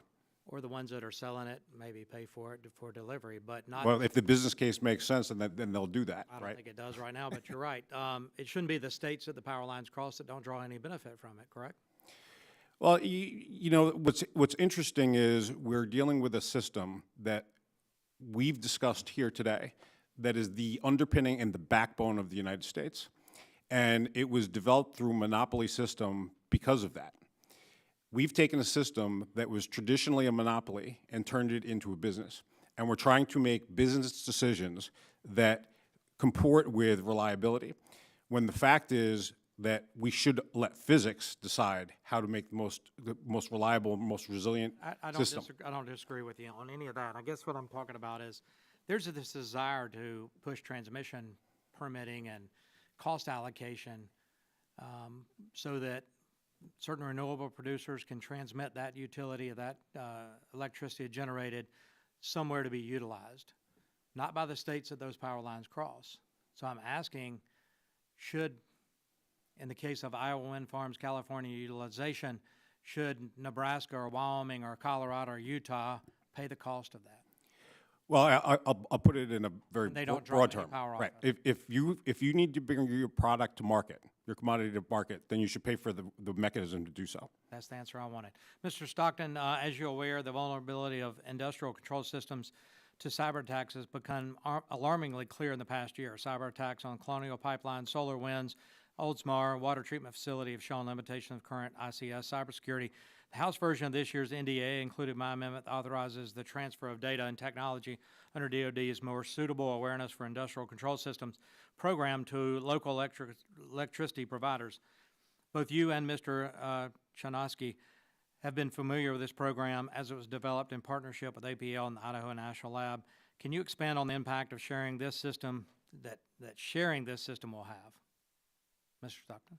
Thank you for the question. This is a terrific initiative. It's very important that the national security-oriented technologies that the Department of Defense is developing for the protection of military bases and power flows within them be shared with communities around the nation, because military installations cannot function without their surrounding communities. Very often they get their water service from surrounding communities. That's where people who work on the installation live, is in those surrounding communities. So we need to take a big picture bite at resilience and make sure that technologies that are developed inside the Department of Defense for its own use are broadly shared. Yeah, great. Mr. Cancel, your testimony speaks to the merits of the Electric Information Sharing and Analysis Center addressing the continuously evolving threat environment. EISAC relies on members to involuntarily share information for EISAC to analyze and share for the benefit of this community. Does the lack of liability protections deter utilities from information sharing or responding to eliminate an imminent cyber threat? Thank you for the question. And certainly concerns about liability and attribution are inhibitors to information sharing. But that being said, over the last 3 years particularly, we've seen an increase in information sharing across utilities. And you know, the various incidents that I've discussed and threats that I've discussed, ransomware, physical security, we've seen a marked increase in information sharing across the sector. And I hope that that continues. But that being said, continuing to get our membership in a place where they feel it's safe to provide information, that's where we want to get to. Yeah. Thank you for that, Mr. Chairman. I don't have any additional questions. Thanks, and I yield back. Gentleman yields back. Now recognize Ms. DeGette of Colorado for her 5 minutes of questioning. Thank you very much, Mr. Chairman. I kind of feel like the utility player today. Came from the Energy Subcommittee ranking member and now filling in for Ms. Castor, but I'm always happy to be here with you. You know, in addition to extreme weather increasingly stressing the energy grid, cyber attacks are becoming more prevalent and sophisticated. And so when these bad actors threaten an already stressed system, the consequences can be dire, as we all know. And the Bipartisan Infrastructure Law and Inflation Reduction Act that we passed last Congress, it's going to help us to drastically reduce our carbon emissions so we can begin to bend the worst effects of climate change.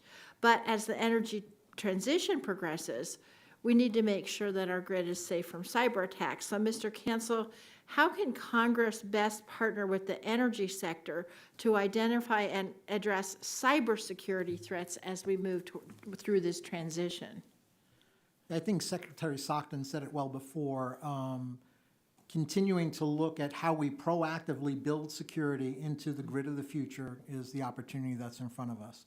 The threats that I talked about in my testimony and others have spoken about are the same threats. Really what, you know, the new grid is going to increase is the attack vector, meaning the number of targets that can be potentially compromised. So again, all the more reason that we proactively build security into these devices and design the grid in such a way that it maintains security and reliability. So DOE has established the Energy Threat Analysis Center, or ETAC, pilot at the National Renewable Energy Lab, which is just outside my congressional district, and we're very proud of. ETAC is helping to detect, prevent, and respond to threats to the energy sector, including cybersecurity threats. And so, Mr. Cancel, I'm wondering, how can Congress facilitate other initiatives like ETAC to help our energy grid against evolving threats, particularly in the cybersecurity space? Well, thank you for the question, and thank you for the support of the ETAC. And I think the ETAC is a good model that can be extended to other critical infrastructure sectors as well. So as we share information across the board amongst those sectors, aggregating that information so we learn from each other and sort of put the correct actions in place. Encouraging participation, and this gets to the information sharing question, participation in venues like the ETAC is important as well, too. And also making sure that we provide, regular status updates and readouts on what's going on in a forum like the ETAC to members of Congress and also state and local jurisdictions. Is there anything more that Congress needs to do to effectuate all those things? Well, there is legislation that is pending on the ETAC. I would say to evaluate that legislation, hopefully continue the support, and think about how we can leverage this construct more effectively going forward. Great. Now, can you describe the grid infrastructure that's overseen by state or local officials and the cybersecurity vulnerabilities that can affect that infrastructure? Yeah, so I'll start with the second question, which is it's the same cybersecurity vulnerabilities that we see in the bulk power system. So the threat actors don't discriminate between transmission and distribution. They will take advantage of whatever they can exploit, right? The NERC SIP standards apply only to bulk power transmission devices. But that being said, many utilities have taken those standards and applied them proactively to other assets. And again, not saying that standards are the answer to every problem here, but taking a look at this in a risk-based way, in a cost-effective way, is another opportunity to sort of look at how we protect distribution assets, inverter-based resources, and everything that will be on the grid of the future. Okay, Mr. Chanoski, what should Congress consider when thinking about ways to address cybersecurity vulnerabilities affecting this type of grid infrastructure? Have you seen any novel approaches that could improve cybersecurity for the energy grid? Thank you. And one of the approaches that I think has the most promise in my experience is something similar to what I did when I worked at NERC looking at reliability issues.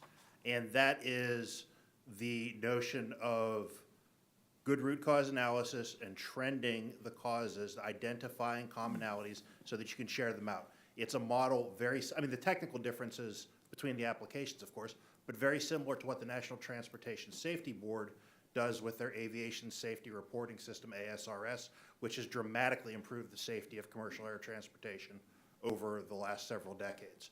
I think there's a lot of promise for something like that, looking at cybersecurity for energy systems as well. Great, thank you. I yield back. Gentlelady yields back. Now recognize Mr. Palmer of Alabama for his 5 minutes of questioning. Thank you, Mr. Chairman. I thank you for the opportunity to discuss this very important topic, considering the fact that we may have whole sections of the country experiencing brownouts and blackouts as a result of insufficient generation capacity. NERC put out a report listing the top threats to our power grid, and I know there's been a lot of discussion about cyber attacks, rightfully so, but their number one risk assessment was changing the resource mix, that is, shutting down the hydrocarbon power generation at such a rapid rate and trying to replace it with renewables.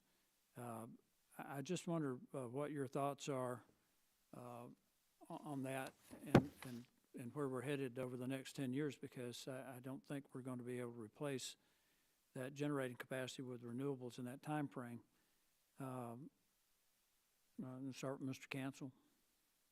Sure, thank you for the question. And I think we mentioned it before, but it is really looking at the strategic replacement of the fuel mix. And again, certainly there's benefits to sort of addressing it from a climate change perspective, but again, as the NERC report illuminated, we're really focused on ensuring reliability, right? So retiring assets that would put the grid in a compromised state is not something that we're recommending or advocating for. Yeah.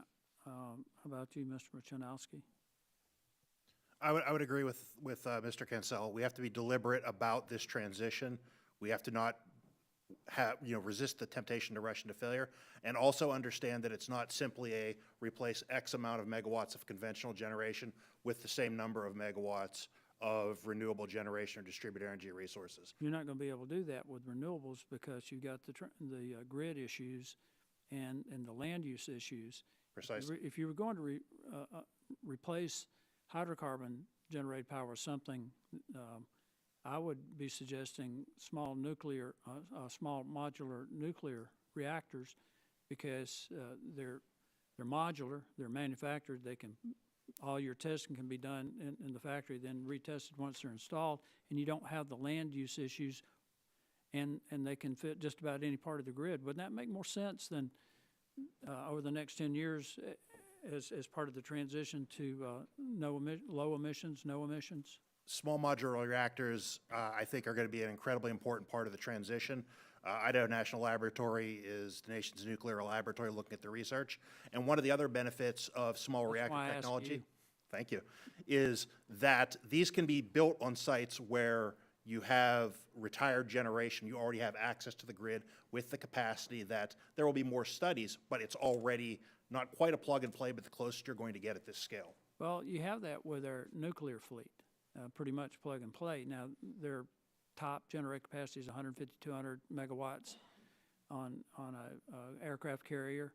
But the interesting thing about using this model, and you get up to 300 megawatts with the SMRs, is that there's 6,200 reactor years without any accident. That's over a 50-year period. This should really assuage a lot of public concern about nuclear if we go to the small modular reactor units. And I want to ask you about something else, and this is something that we actually started talking about in 1994 when I ran a think tank. I worked for 2 international engineering companies prior to that and then ran a think tank. And we started talking about EMP attacks. And most of the people were focused on, you know, an adversarial nation doing that. But I've since become more concerned about an extreme event like a Carrington event. Are y'all familiar with the Carrington event? Yes, sir. And Lloyd's of London did an analysis of how it would impact North America if we had, or the United States in particular, if we had a Carrington-level event. And they think that, you know, possibly as many as 40 million people would be without power for a few weeks up to 2 years if we had an event of that level. What steps, if any, are being taken to harden the grid and our power generation against an attack, something like that happening? And the Carrington event is what most people would understand as a solar flare, but it's a coronal mass ejection of highly energized particles that literally in 1859 caused telegraph wires to catch on fire. So in a little bit of time that remains, could you address what we need to be doing and what's being done to harden our systems? Absolutely. Very briefly, we have identified the most critical types of infrastructure, which are certain types of power transformers based on their design, so that we know where they're installed. And with that, we can plan around them so that you can use this as something that you can model, that you can simulate, understand the effects of, and you can have a plan for what would happen if we could do this.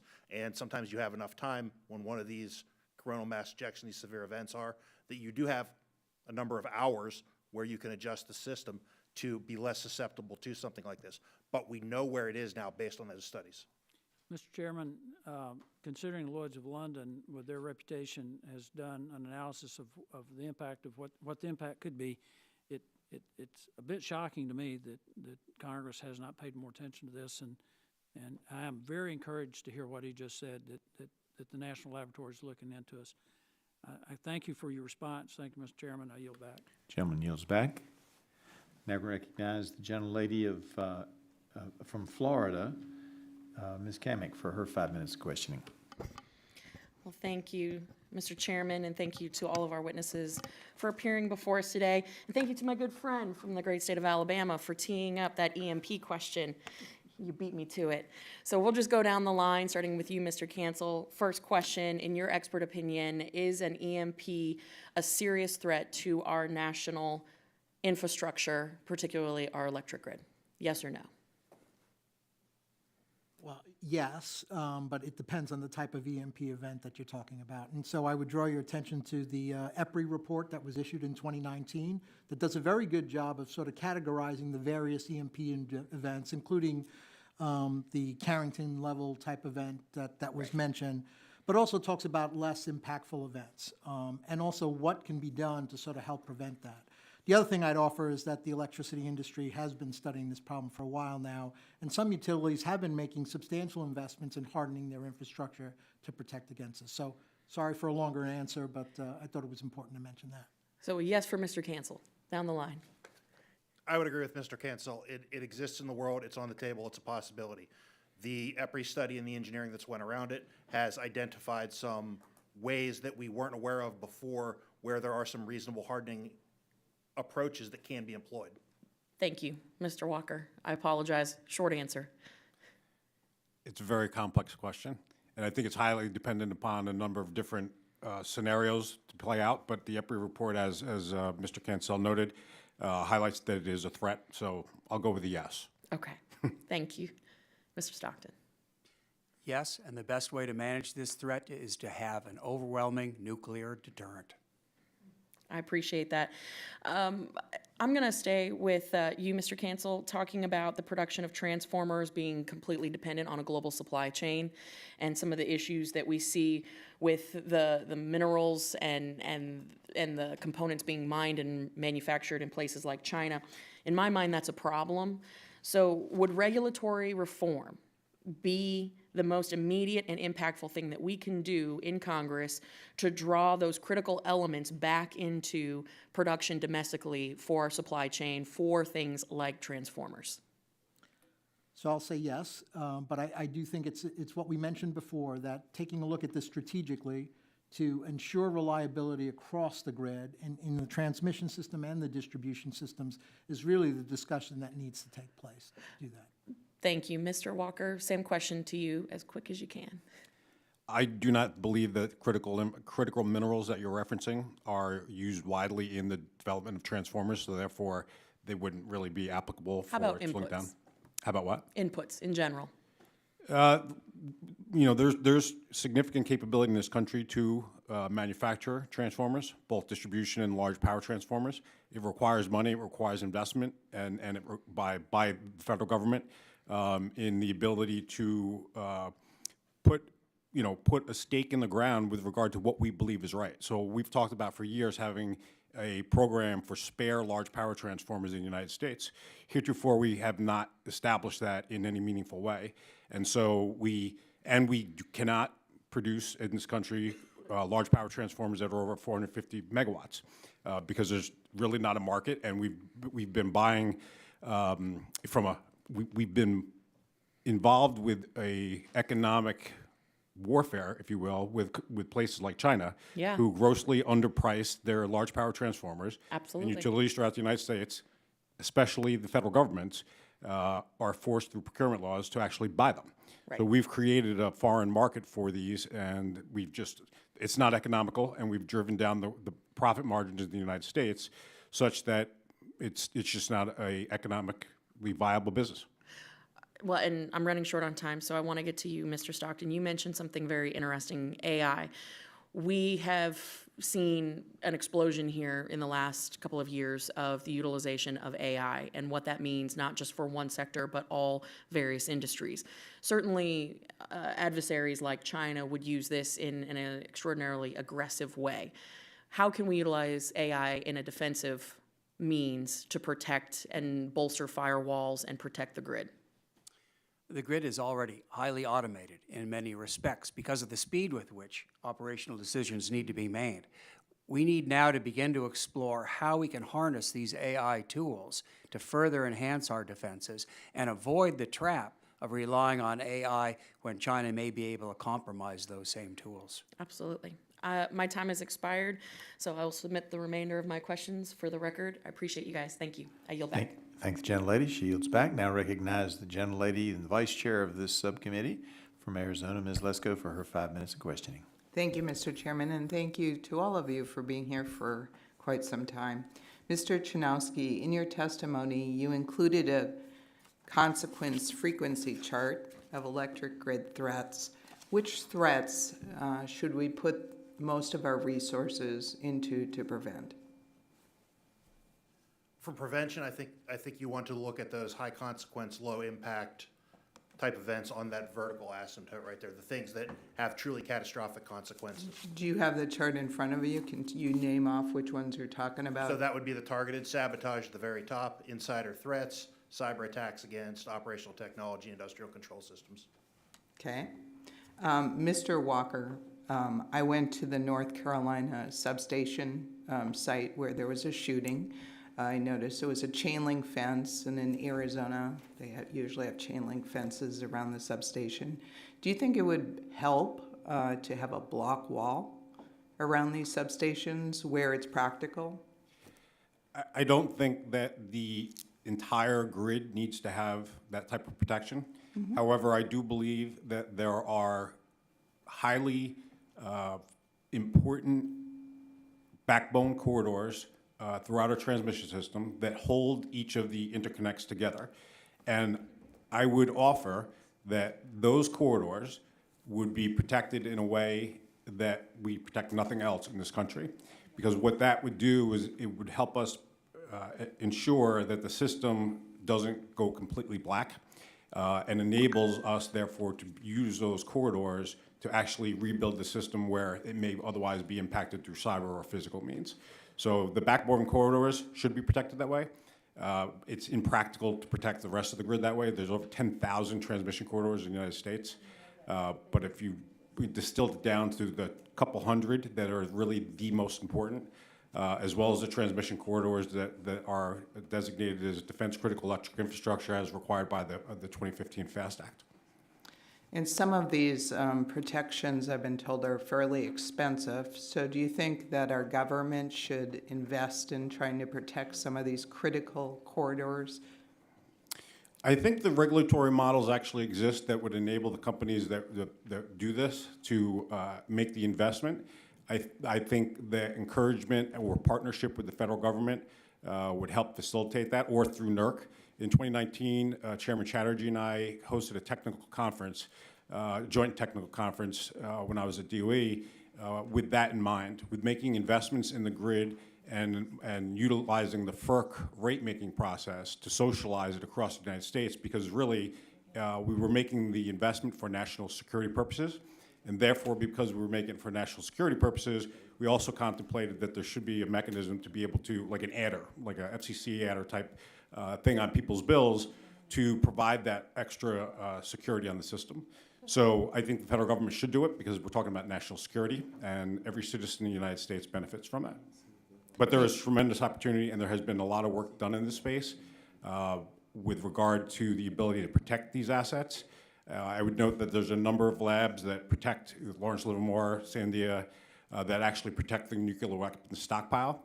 And there's capabilities that we could glean from that mechanism and process, as well as work that Idaho National Lab has done in this space. Thank you. When I was at the North Carolina site, we had a field hearing, and one of the questions I asked was about this block wall, and one of the answers was, well, you know, then drones would come in, right? And so my next question to you, Mr. Walker, would be, do you think that it's a good idea to maybe have no-fly zones for drones around substations or other critical infrastructure? That's a possibility. I'm not sure how practical that is. I think one of the things we've looked at and talked about in the industry, I know in DOE we did significant research and developed capabilities for this, is actually using acoustic monitoring for drone detection, as well as being able to use it for detection of people or other, any noises. Monitoring at those substations is something. There is a plethora of ideas and capabilities and innovative solutions that can be utilized to better protect our substations throughout the United States. I think that the ones that really represent those critical backbones, we should spare no expense to make sure that they maintain, their viability, because of all of the things we've talked about here with regard to how important the electric grid is. We need those backbone corridors, and we need the DCI corridors so that we can project force, as Secretary Stockton noted. Thank you, and my time has expired, so I yield back. Gentleman yields back. Now recognize the gentleman from New York, Mr. Tonko, for his 5 minutes of questioning. Thank you, Mr. Chair. Our electric grid has increasingly faced physical threats that have the potential to compromise grid integrity, cause power outages, and damage critical infrastructure. These physical security threats vary in scale and source, but there is a consensus that we must prepare for them. The intelligence community and the Cybersecurity and Infrastructure Security Agency have raised alarm in recent years about the growth of domestic extremist groups, and we have seen white supremacists target grid infrastructure to advance their hateful agenda. At the same time, we need to remain vigilant against the physical security threats posed by foreign adversaries so that we are doing everything we can to help utilities and grid operators prepare for those threats. So, Mr. Cancel, you work with organizations across the energy sector. How do you approach the physical security threats to our grid from domestic extremists, and are there any threats that you or others have identified from domestic extremists that Congress could be helpful in addressing? Thank you for the question. And so there's a lot that we do in this space to sort of ensure protections there. First is measuring and recording all the information that we have regarding physical security threats, so we can establish statistical trends and identify clusters where they're taking place. And sharing that information with the government, law enforcement at both the federal and local levels to sort of make sure they're aware of the critical assets that are in their jurisdiction, and then have a discussion about what can be done to protect against them. As it relates to DVEs, one of the things the ISAC does is we actually monitor open source intelligence, but also the dark web and other intelligence that's available, and we leverage our intelligence partners in the federal government to sort of get information about specific threats. So a good example of this is the Baltimore threat that took place, that was foiled, right? Where there was some intelligence that these adversaries were looking to do that.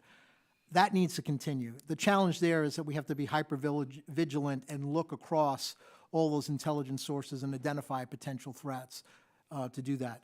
The other piece of that is making sure that we can tolerate, any activity that takes place, right? How do you make the grid more resilient, whether it's some of the physical security protection devices that have been talked about, those are the things. So helping to facilitate that, I think is important.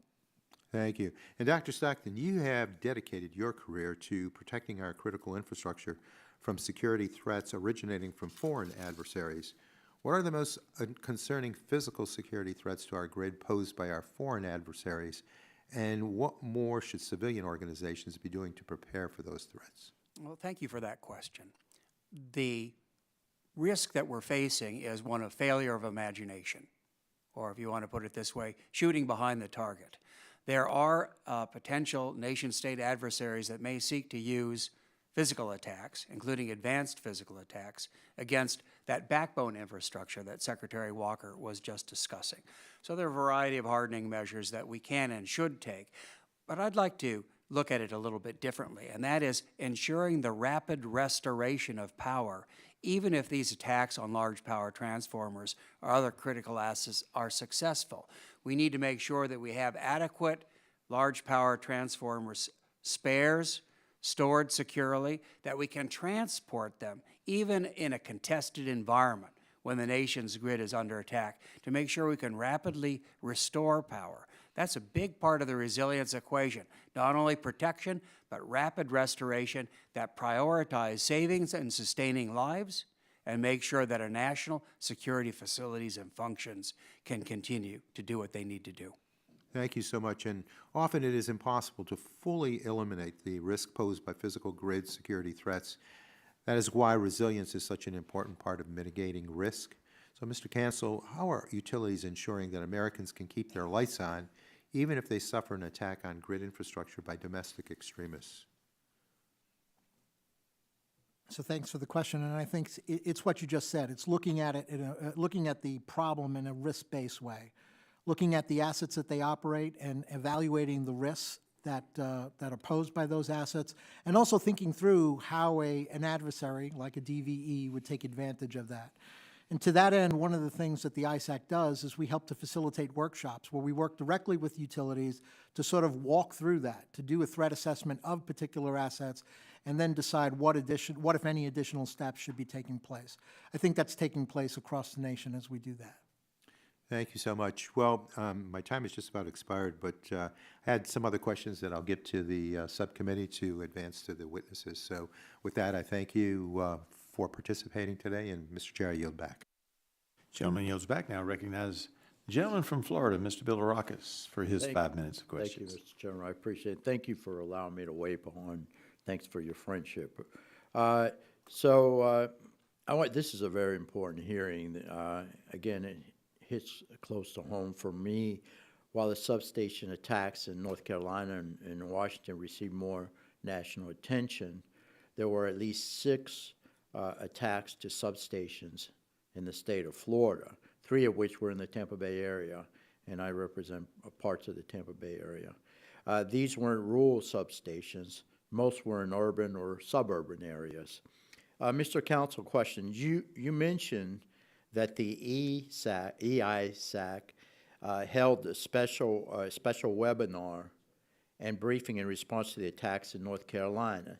Did anyone, any of the Florida substation attacks receive similar briefings? And if not, do you think that the differences in the attacks, methods, and motivation warrant additional briefings? So when we conducted that briefing, when we typically conduct these type of briefings, we invite the entire electric sector. So we don't discriminate between participants. So I can't tell you if the utilities in Florida did attend. I believe they did. Our study, our analysis of security incidents absolutely calls out the incidents in Florida. And when you look at clusters, it's really the Southeast, North Carolina and Florida, where we had seen an increase in attacks. Moving forward, though, we've developed a resource guide for all our members that really points out simple steps they could take to conduct risk assessments and make investments to harden their assets. The last thing I draw your attention to is we're not declaring victory here. We have a series of workshops and road shows that we're calling to further discussion on physical security. They will take place regionally. One will take place in North Carolina, but we will invite all the utilities in the Southeast to participate. And we'll have similar ones throughout the United States as we go forward and continue to have that discussion. The last thing I'll draw your attention to is there is a technical conference that FERC and NERC are sponsoring on August 10th, where again we will invite all the appropriate industry stakeholders to continue to further the discussion on what we can do to protect ourselves from physical security events. Thank you. Consider coming to Florida, since it's the 3rd largest state in the union. Mr. Walker, I wanted to thank you for touching on the threat to our electrical energy infrastructure posed by the shortage of large power and distribution transformers. In Florida, we are prone to hurricanes, as you know, that can result in widespread destruction, God forbid, of our electrical grid and its critical components. In your written testimony, you mentioned the shortage as a solvable challenge. A very easy step to help would be for the Biden administration to reject its proposed rule on energy efficiency standards for distribution transformers. This rule would only worsen the existing shortage. We cannot wait until this shortage results in preventable deaths. We can't wait. Additionally, in your testimony, Mr. Walker, you listed a number of threats to the electric system, including the transition from an unidirectional to a multi-directional power flow grid. Can you please summarize some of the security risks that this transition poses, please? Sure, thank you, Congressman Hudson. The transition presents, and I think it's been mentioned here before, a greater surface area for cyber and physical threat to be imparted upon.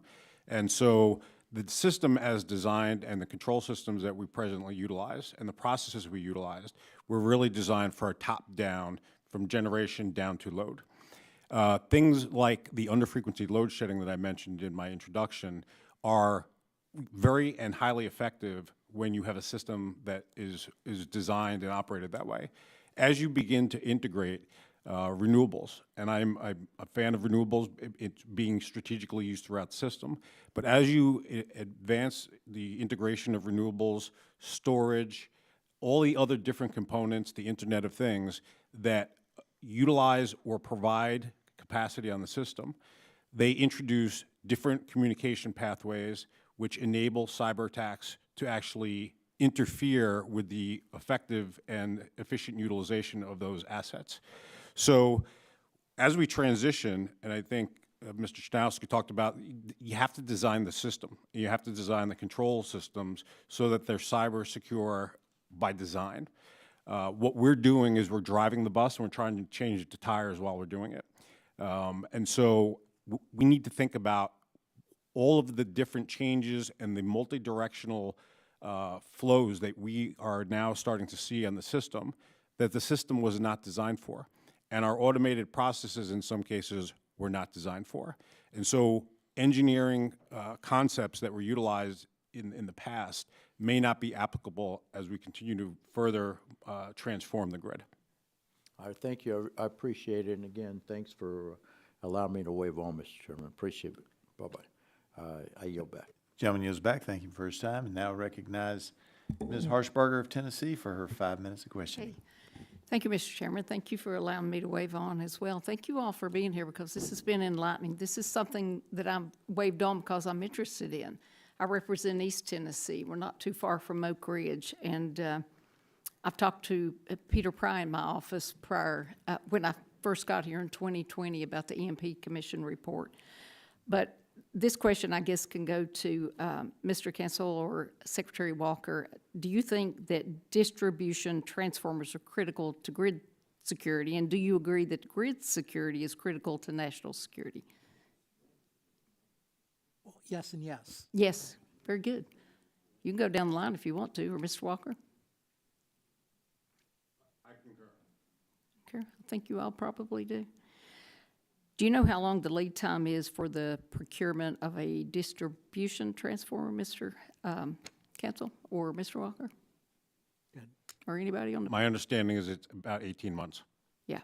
November, they calculated the lead time as 16 months, and I think that's far too long for a critical grid component. In June of last year, the Biden administration issued a declaration under the Defense Production Act stating that, quote, transformers and electric power grid components are industrial resources, materials, or critical technology items essential to the national defense. The declaration also stated that, quote, action to expand the domestic production capability for transformers and electric power grid components is necessary to avert an industrial resource or critical technology item shortfall that would severely impair national defense capability, end quote. And Mr. Chairman, I'd like to enter the entire memorandum to the record. It's incredible to me after that proclamation that the Department of Energy under the same administration went on to upend the manufacturing of distribution transformers by noticing a rule to change the standards of transformer efficiency. And our supply chains were already in the middle of a shortage that the administration admitted was affecting our national security, only for a gain in an energy efficiency of a fraction of a percentage point. So we need to start thinking about risk to our grid and our national security when the administration makes rules regarding the efficiency standards of grid components. And maybe it's time to make some changes to protect our grid from the Department of Energy, which is an emerging threat by putting our grid and national security at risk. I'll change gears to the EMP. In 2019, President Trump issued executive orders, the Coordinating National Resilience to Electromagnetic Pulses, which set out responsibilities for several federal agencies regarding EMPs. And stakeholders agreed that high-altitude EMP attacks could jeopardize electric infrastructure, but experts disagreed on the specific level of risk and feasibility and need for hardening measures. So I guess my question to anybody on the panel is, what hardening measures would you suggest to mitigate that risk? Whoever wants to start. Yes. So, ma'am, I can start from a very technical perspective, is that EMP has three components from the laws of physics. There's the E1 wave, that's the destructive one, and that's the one where it requires some things that are atypical. The E2 and the E3 effects have mitigations that largely are in place because they resemble the sorts of mitigations that we use for lightning, which is every day, and for geomagnetic disturbances, which are a known phenomenon that we built into our design. The sorts of protections would involve creating shielding around different types of components, whether it's at the device level or at the building, and making sure that that is configured and constructed and maintained in a particular way to be able to ameliorate some of those E1 electromagnetic pulse effects that happen in nanoseconds. Yeah. So, yes, Mr. Stockton? That's a great question. May I also add that we need to have survivable communication systems. So when power goes out, folks can go forward to substations and be able to communicate with their control centers. And so putting Faraday cages in a stored way around communications devices, push-to-talk, whatever you're using, that's a critical enabler against EMP. You're speaking my language. We're already on the ham radio getting licensed and all that kind of thing, and Faraday cages are. Listen, I'm in East Tennessee. Of course we do those things. So that is exactly correct. You want to add anything, Secretary? No, ma'am. The 2 points that are raised are spot on. The one thing I would offer is in future design, there is the opportunity, and some companies are already doing this, to put in shielding protection at the substation level. Control centers are being built that are completely EMP proof. Yeah. And when this is looked at, and we spent a significant amount of time within DOE taking a look at this, just a simple placement and the orientation of a substation and the equipment makes sense. And things like the communication within the substation actually makes sense, right? Because you can shield it very easily in the trays that are already being utilized. So with small modifications, transitions from copper wire to fiber optics for communication inside the substation, things like that can be easily done. And there's a plethora of work that's been done at DOE to highlight some of these opportunities. Yeah, but it's not everywhere yet, correct? So I know I am overtime. Oh, I'm overtime. Sorry, Morgan. You're overtime. Yeah, he's next to my district, so it's okay. If the gentlelady could repeat the request for the unanimous consent, what the memorandum was? Let me go back. It's a memorandum about the declaration that the Biden administration put in to change the way. So it's an administration memorandum. Yeah. All right. Without objection, Okay, thank you. then that will be inserted into the. They want to see a copy of it. Yeah. Yeah, I'll get one. Thank you. We've got it. Mhm.